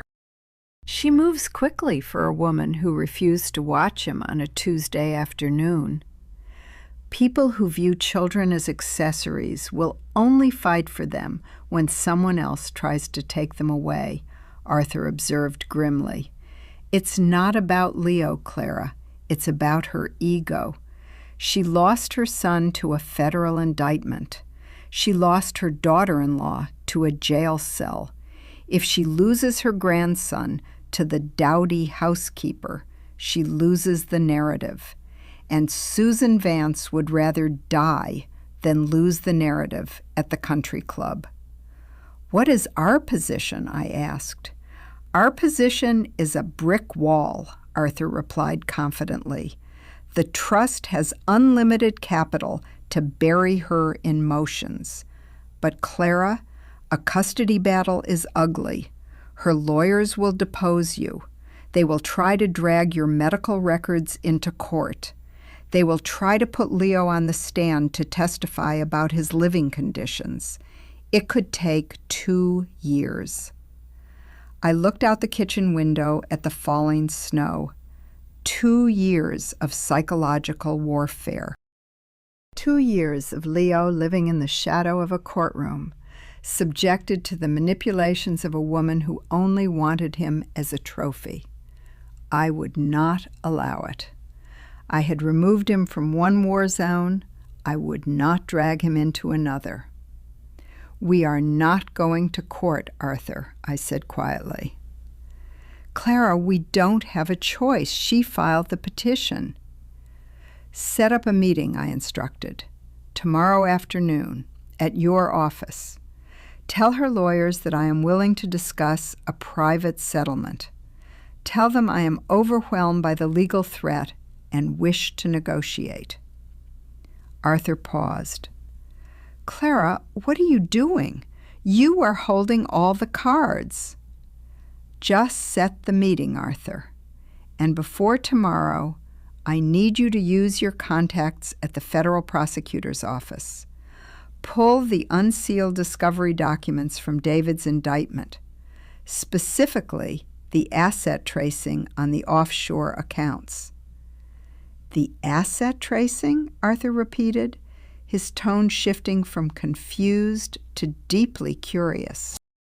"David forged Maya's signature to steal $3 million, I said, my voice cold and precise. But David was desperate long before he took that commercial loan. Desperate men do not start by robbing banks. They start by robbing the people closest to them. The line went utterly silent as Arthur realized exactly what I was suggesting. "I will see you tomorrow at 2 o'clock, Arthur," I said, and hung up the phone. The next day, the conference room at Sterling Hayes & Vance was practically vibrating with tension. I arrived 10 minutes early, dressed in a simple, tailored, charcoal wool suit. I sat at the head of the long mahogany table, my hands folded perfectly in front of me. Arthur sat to my right, a thick, unmarked manila folder resting on the polished wood. At exactly 2 p.m., the heavy glass doors swung open. Susan Vance walked in, radiating the aggressive, artificial confidence of a woman who believed her net worth made her immortal. She was flanked by 2 men in $5,000 suits, her high-priced legal attack dogs. She wore a pristine white cashmere coat, her wrists heavy with gold bracelets that clinked loudly in the quiet room. She looked at me, a patronizing, triumphant smile playing on her lips. She honestly believed I had come to surrender. "Clara," Susan sighed, taking the seat opposite me at the far end of the table, "I'm so glad you came to your senses. Let's make this quick. It's snowing, and I have a charity gala committee meeting at 4. Her lead attorney, a slick man with prematurely silver hair, opened his briefcase. "Mrs. Vance, we appreciate your willingness to avoid a protracted legal battle. My client is prepared to assume full guardianship of Leo immediately. We have drafted a transition schedule that will allow you supervised visitation every other weekend." "I am not here to negotiate a transition schedule," I interrupted softly. My voice didn't rise above a conversational volume, but it cut through the lawyer's speech like a scalpel. Susan's smile vanished.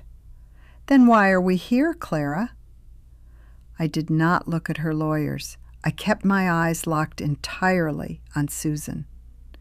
"We are here, Susan, because you are currently under the delusion that you have the resources to fight me," I said calmly. You believe your late husband's estate grants you the power to walk into my life and extract my grandson like a piece of disputed furniture." The silver-haired lawyer leaned forward aggressively. "Mrs. Vance, if you brought us here to waste our time—" I raised a single finger, silencing him without breaking eye contact with Susan. "Arthur," I murmured. Arthur opened the thick manila folder. He slid a single stapled document across the long mahogany table. It stopped precisely in front of Susan. "That," Arthur said, his voice dripping with aristocratic menace, "is a copy of the Federal Asset Tracing Report from your son's indictment."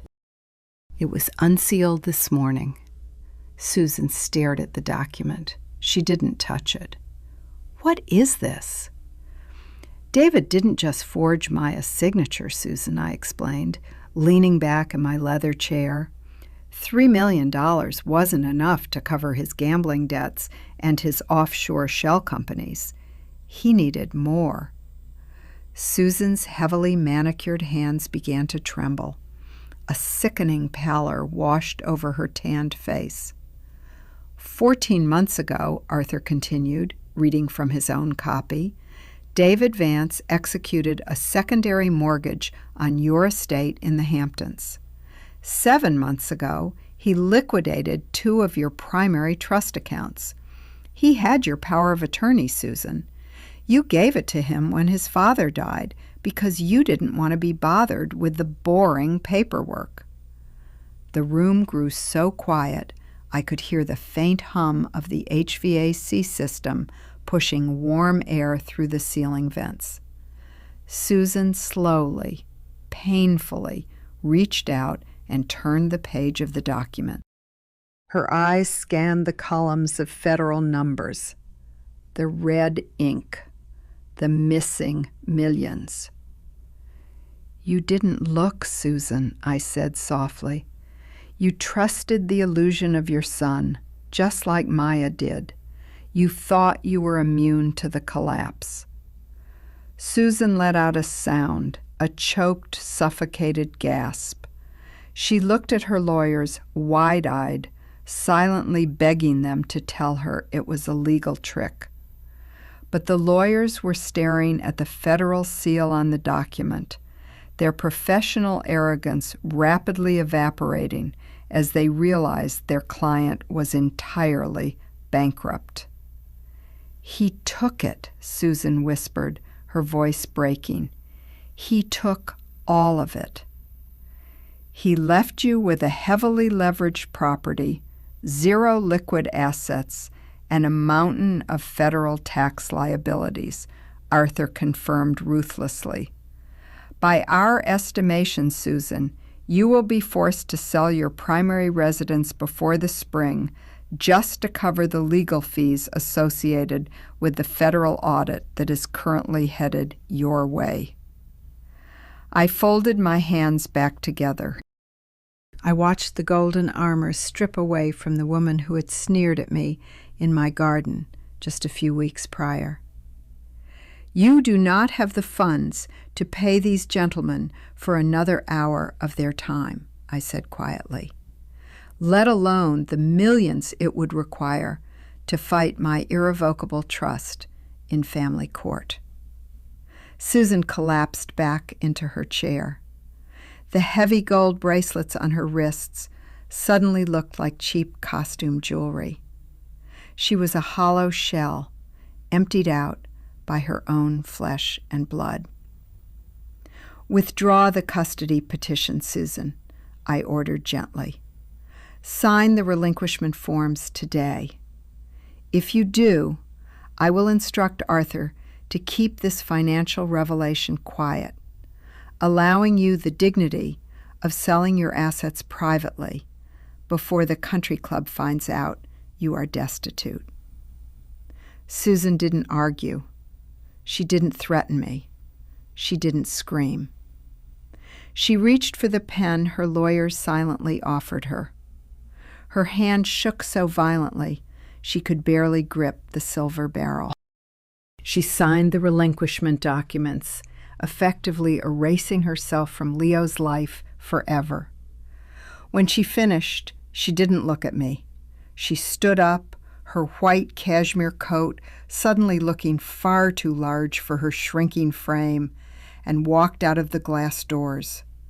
Her lawyers quickly packed their briefcases and followed, eager to distance themselves from a client who could no longer pay their retainers. Arthur closed the manila folder. The quiet click of the clasp felt like a gavel striking wood. "Checkmate, Clara," Arthur murmured respectfully. I looked at the empty chairs across the table. "There are no winners here, Arthur," I said softly, standing up. "Just survivors."